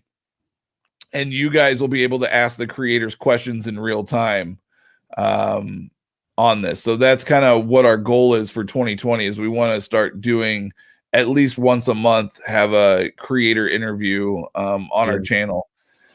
And let me say, I must say, I'm a little, with live comments, there's a bit of concern about people being rude or inappropriate. I must say, my chest hair has been showing for an hour and a half. And not one person has said anything about it. So I think we're in a great place. I think we got a good crowd. Yes. No, sorry guys. God, I've been fixing this thing like every 5 minutes. It's my PJ shirt. Shit. Captain America PJ shirt. That's funny. So so that's kind of one thing we want to do too. And maybe if we do the Patreon thing, we could make it like a Patreon exclusive. Like you subscribe for $1 a month and you can be part of the live stream. That would be fun too. Yeah. But anyway, so that's some ideas we're looking to do to kind of grow the channel. Jarrett, do you guys ever read? Dude, this is such a good question for me. Oh yeah. Do you guys ever read IDW stuff? Massively underrated company as a whole. I agree wholeheartedly. Absolutely. Ghostbusters, Ninja Turtles ongoing since 2011, a Sonic series that is apparently actually really good, and Transformers. All right, man. I can't speak for Mike, but I can speak for myself on this one. I'm a massive IDW fan. You probably must have jumped into the thing late because I went off about Ghostbusters and Eric Burnham and Dan Schoening, who we did have on 4 Guys in a Comic, name drop. But I absolutely love those guys. They're amazing. They're probably one of my favorite comic duos. Like I was saying at the beginning, Ghostbusters is phenomenal. I absolutely love everything Ghostbusters. Ninja Turtles is off the charts. I know Mike has read it. Yeah, Love it. I mean, it's still ongoing. I think I'm at issue 70, so I'm about 30 issues behind. But still, I absolutely love the Ninja Turtles. I like to binge read. So if everybody wonders why, oh, he loves this stuff, but he's 30, it's because I like to binge read. He's a filthy glutton. That's why. I'm a dirty boy. I like it for it to build up to where I have like 20, 30 issues, and then I just go and read through them all. Yeah. Or I wait for the hardcovers to drop and then I read the hardcovers, or else we want to be the hardcover comic. But no, I love Sonic, or not Sonic. Sorry, I haven't read Sonic. I tried to get my kid to read Sonic to see if he'd be interested in it, and he didn't express interest. But so I'm not sure about Sonic. Transformers is fantastic. I've read a lot of it in the past. I'm actually, believe it or not, I'm actually reading it right now. Well, not right this very second, but I'm reading Transformers right now. I've actually read about 10 issues in the last couple of days. I've been going back and reading that again because the Transformers is a massive universe. In IDW, I want to say it's well over 300 issues. If you include all the one shots and all the tie-ins and everything else. And I actually have them all digitally I had them all in hardcover, and then I was like, these are just taking up way too much room. And Humble Bundle a while back actually had a deal where I think it was like $17 and you could get all the issues of Transformers. So I did that. So I have all those digitally. But yeah, no, man, love Transformers. It's solid stuff. Alex Milne on art is killer. God. It's beautiful stuff. You know what needs an absolute size is his Transformer. Anything Transformers. Dude, I would shit my pants if they ever did that. Jarrett again. Speaking of Valiant, we're big Valiant fans. Git Corp is releasing a $20 CD-ROM of every Bloodshot comic released since December, and prep for the movie. Thoughts? Seems too good. Thoughts? Okay. I will touch base on the Git Corp stuff, and then I'll let Mike jump in and suck Bloodshot off for a little bit, and then I'll jump back in. Okay, so Git Corp. I actually have the Git Corp thumb drive that they released last year or earlier this year. Sorry, I bought it late last year. It came, well, we're now in 2020, so I guess it was. Anyway, bottom line, I have the thumb drive that has all 591 issues, I think is what it is. Wow. Basically, it had every issue of IDW, every Valiant issue from the reboot of 2012 of Valiant all the way through the end of 2018. It has every single issue ever made of Valiant through that time. And it's it's on this little thumb drive that so here's the kicker. And if you don't know, I did an overview on this as well. But if you don't know, they went through a company called Lizard Lock. And when you buy and I'm assuming this is going to be the exact same thing. When you buy the thumb drive, you get 2 licenses. That's it. So it's not like you just plug the thumb drive in and there it is. Like you get 2 licenses. So for instance, I use both my licenses. So I have all of the Valiant comics on my Mac, and then I have all of them on via the PDC app on my iPad. It's annoying as hell to transfer everything over. It took forever, and the instructions were confusing as hell. I finally got it done though, and I think it's great. I love being able to read like it. It's wonderful. However, if I ever get a new iPad or a new computer, I'm screwed because I used up my licenses for that. It sucks in that regard. They did say that if you need additional licenses, you can, because I think it was like $60 is what I bought it for. And they said for $30, you can purchase additional licenses. But I don't feel like that's fair. So I'm not a fan of that model of it. Although having all of those 590 something issues it's amazing. So overall it was a good deal. I just don't like that they put a limit on that Lizard Lock. It kind of put me off a little bit.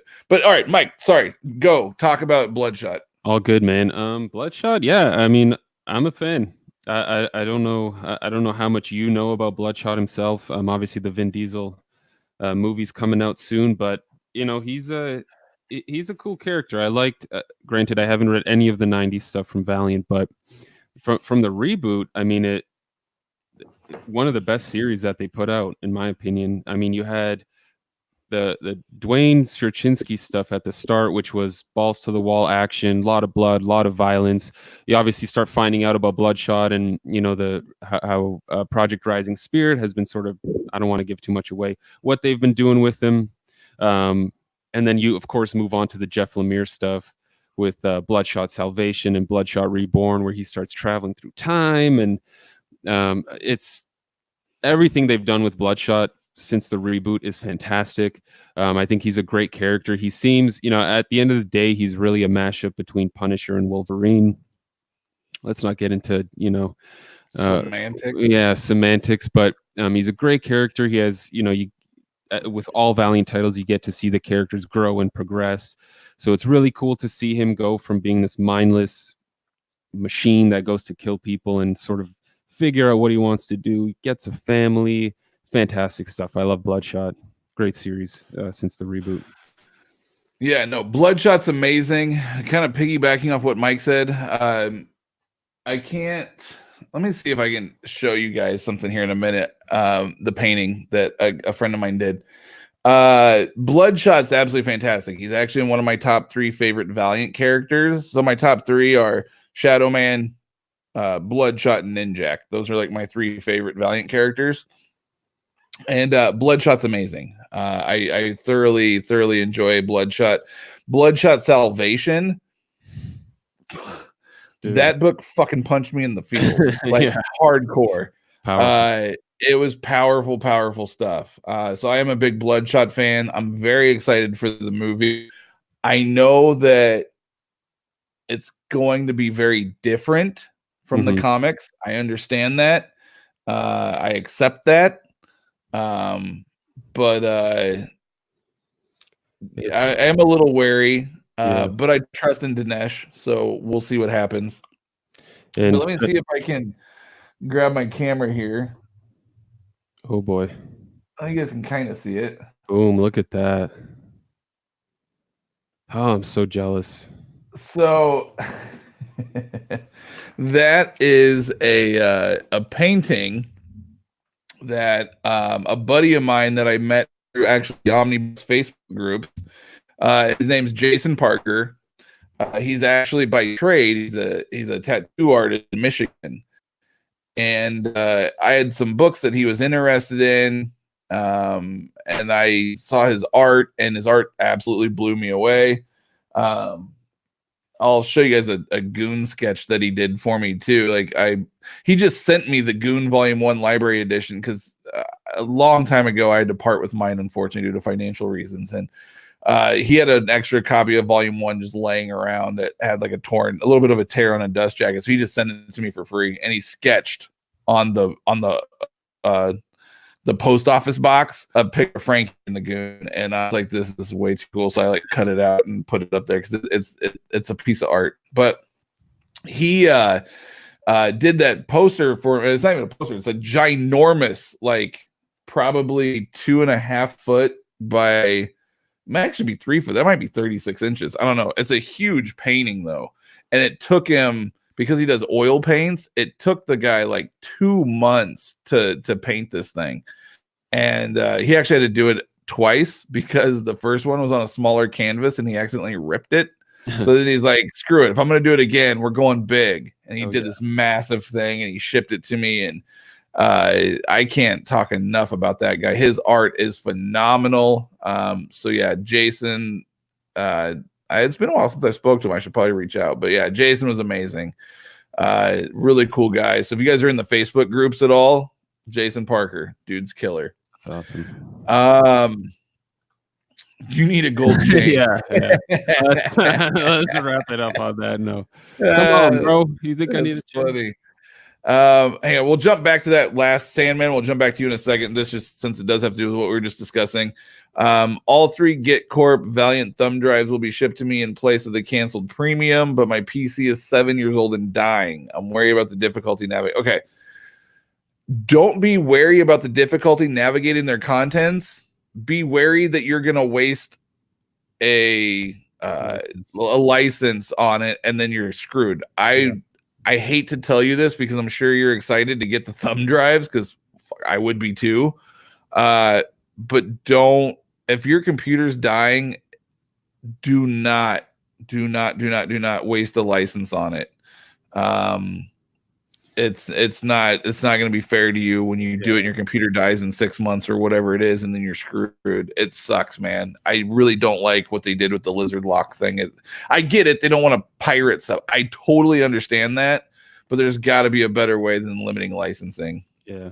If you have a tablet or something, maybe try that.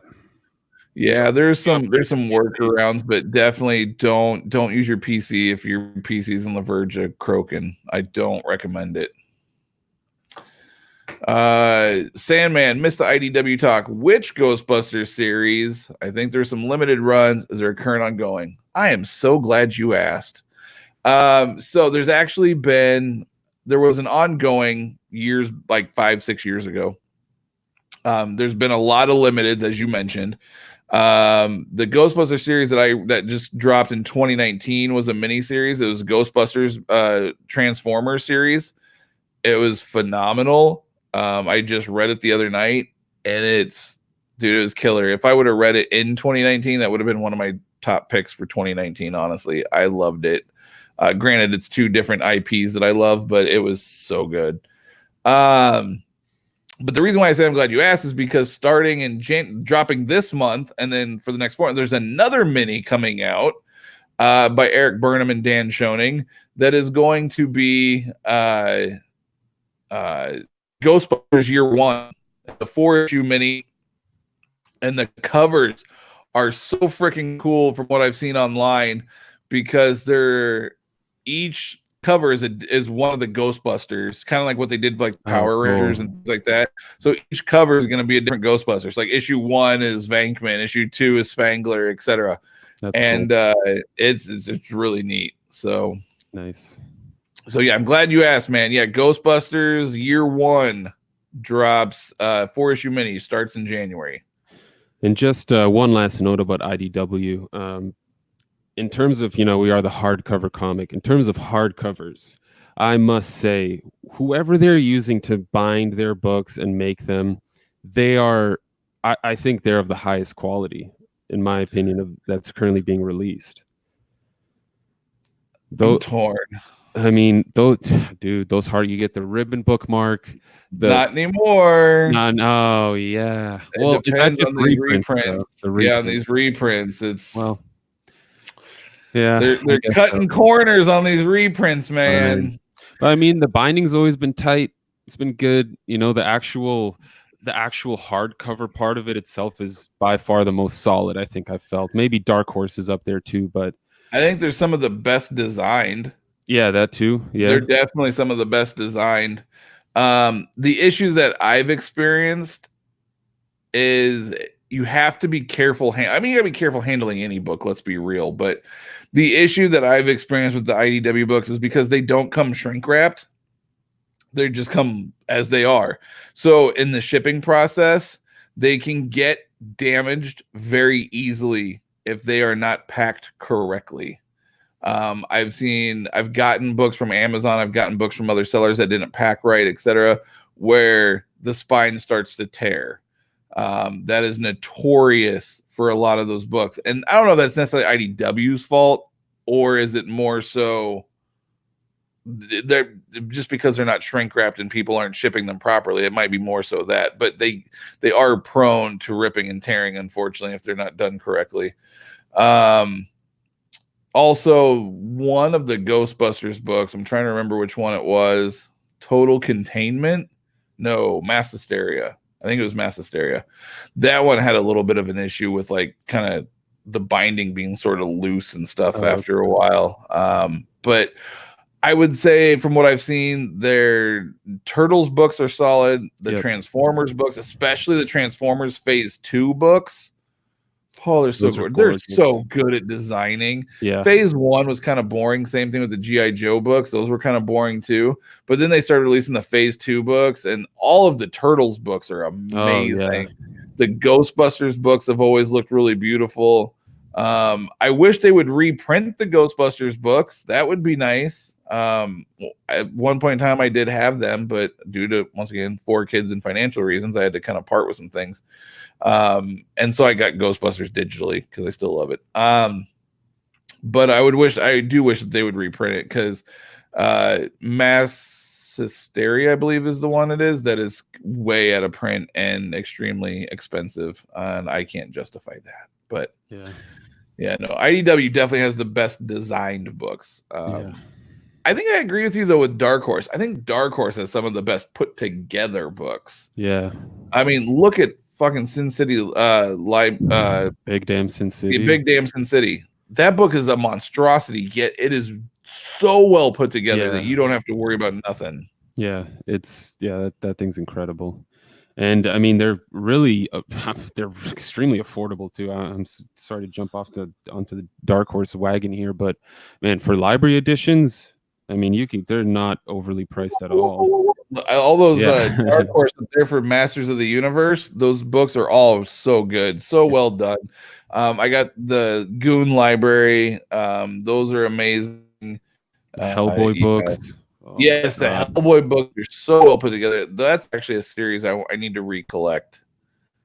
I do need to recollect that one. Yeah. But yeah, no, you're right. The bindings are good, but they screwed collectors on the ribbon on the reprint. I don't know why. From what I understand, new releases have the ribbons, if I understand correctly. But yeah, some of these reprints, you got to be careful, and it is annoying, especially for someone like me who loves ribbon bookmarks, because I think it makes your book look really nice and classy. Yeah, I'm a big fan of the ribbon bookmarks. Yeah. Jarrett really wants some more DC IDW crossovers. Batmobile Transformer would be dope. If you like that, you need to check out Ghostbusters Transformers. Trust me. Some part of me thinks Batman Ghostbusters would be ridiculously fun.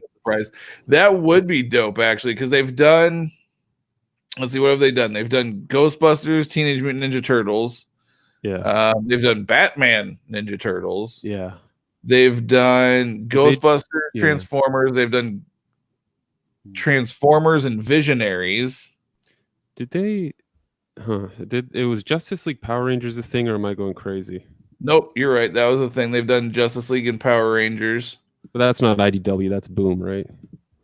Correct. That is Boom. That is not IDW. You know, it still shows that it can be done. Yeah, I'd love a Hellblazer Ghostbusters crossover. Oh my god, that'd be amazing. That'd be so much fun. How would? Because you'd have to have Eric Burnham and Dan Schoening do it, in my opinion. And Eric Burnham does such an amazing job capturing the voice of these characters.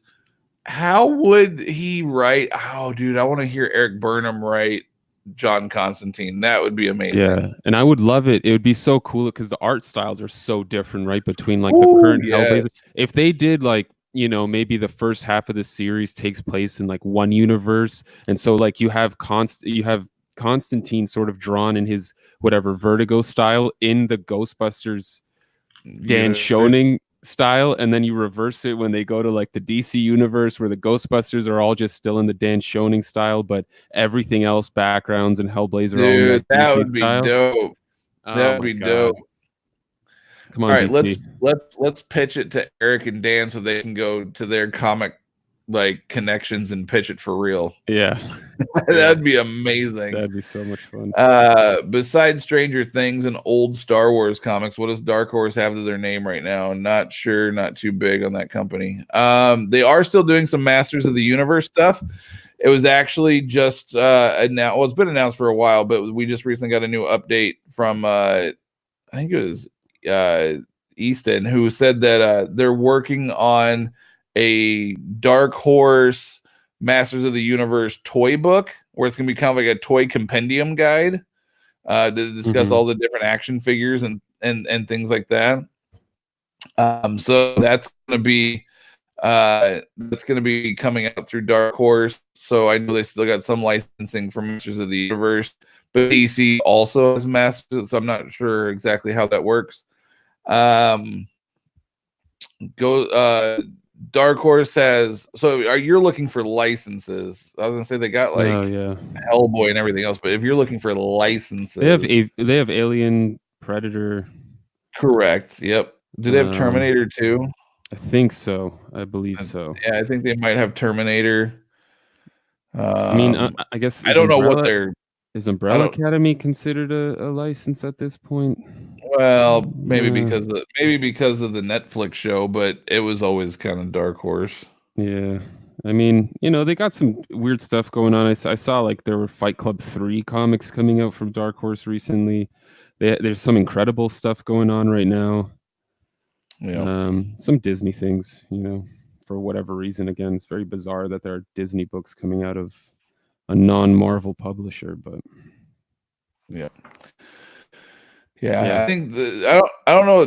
IDW definitely has more of the licenses than Dark Horse does. Dark Horse does have some licenses, but I think what Dark Horse does best is more of their, like, I don't know if you want to call it original stuff, but The Crow, the Goon, Hellboy, all the Mignola verse stuff, all that kind of stuff. I think that's ultimately what Dark Horse succeeds at. Yeah, I don't know if they still have Hellboy Ghostbusters. I read that one as Hellblazer initially, and I was like, we just discussed that. No, Hellboy Ghostbusters. That would be fun too. Oh man. Yeah. You could do a lot with Ghostbusters. They're all eating pancakes. They get Slimer and Hellboy have a pancake eating contest. Oh my god. Oh fuck yes, that would be amazing. Yeah, we got to talk to the Eric and Dan. There we go. I'm just pitching every idea. They're like, we've already thought of this and pitched it. You're like 10 years behind. It takes a while for these things. Do you not understand how comics work there, kid? Sir, I think you should do this Hellboy Ghostbusters comic. Yeah, we've been trying for 20 years. You know what would be also really fun? Image now has it. But because it's Image and it's more indie, maybe they can still do it. Ghostbusters Madman. Oh yeah, that'd be cool too. That would be dope. I would love to see a Ghostbusters Madman crossover. Yeah. That would be a lot of fun. See, with that stuff, I wonder, is it up to Allred? Because I think at Image the creators still own their own. I think so, yeah. So I think so. Mike Allred's someone we talked to on Four Guys as well. Name drop. Yeah, no big deal. Yeah, no, I'm actually waiting. We talked to him 2.5 years ago, something like that. And he mentioned at the time that he was wanting to put together a Snap City Library edition of Madman. So it was going to be like library-sized books, but it was going to be like a collector's edition, like a box set. But they're going to be library size, and it's going to be called the Snap City Library Edition. And it was going to have, the Madman, the Atomics, all that kind of stuff.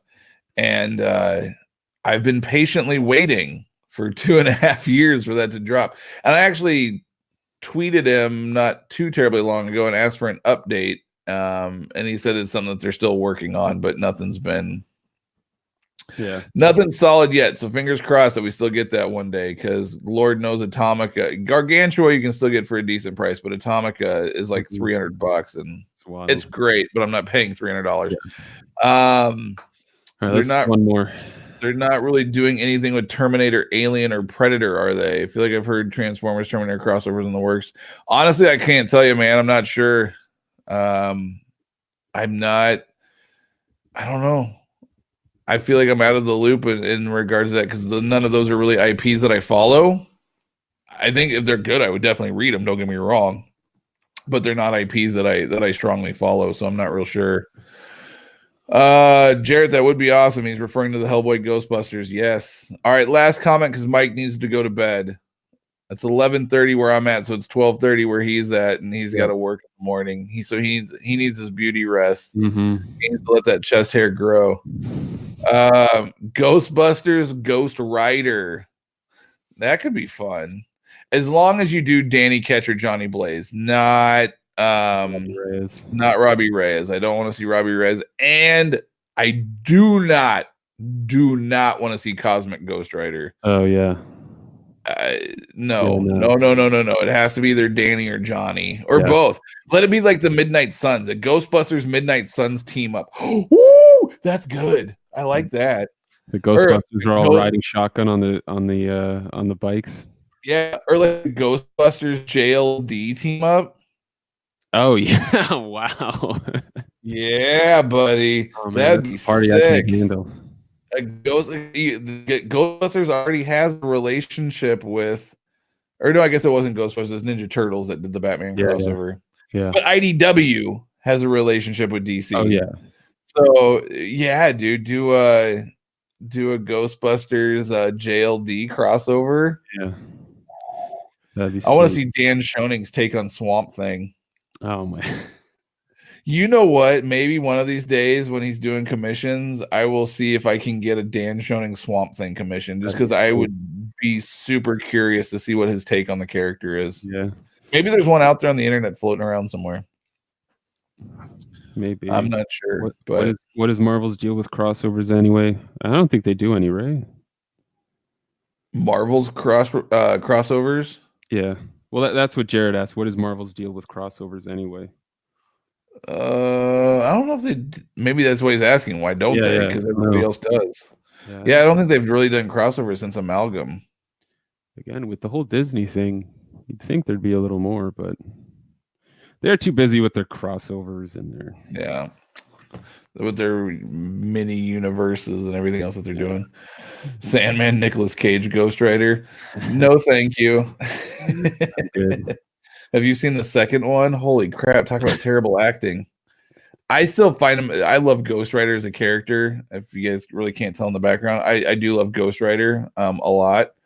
Not Robbie Reyes, but like Nick. What the hell am I saying? They got me saying Nick Cage.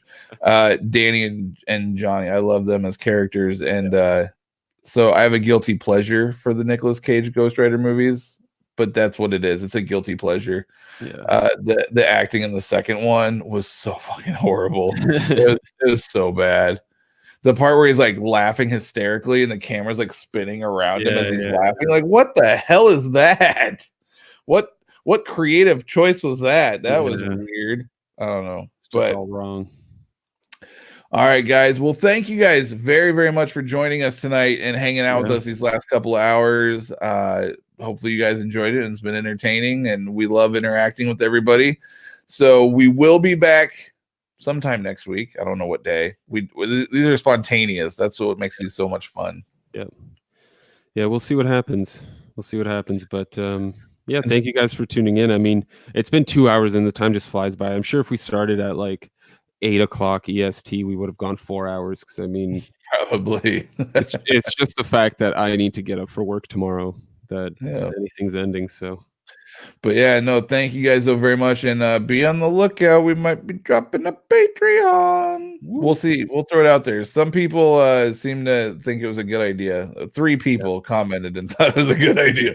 Amen. So those 3 people are great. We'll see what happens. So anyways, thank you guys. Hey, thank you, Sandman. We greatly appreciate it.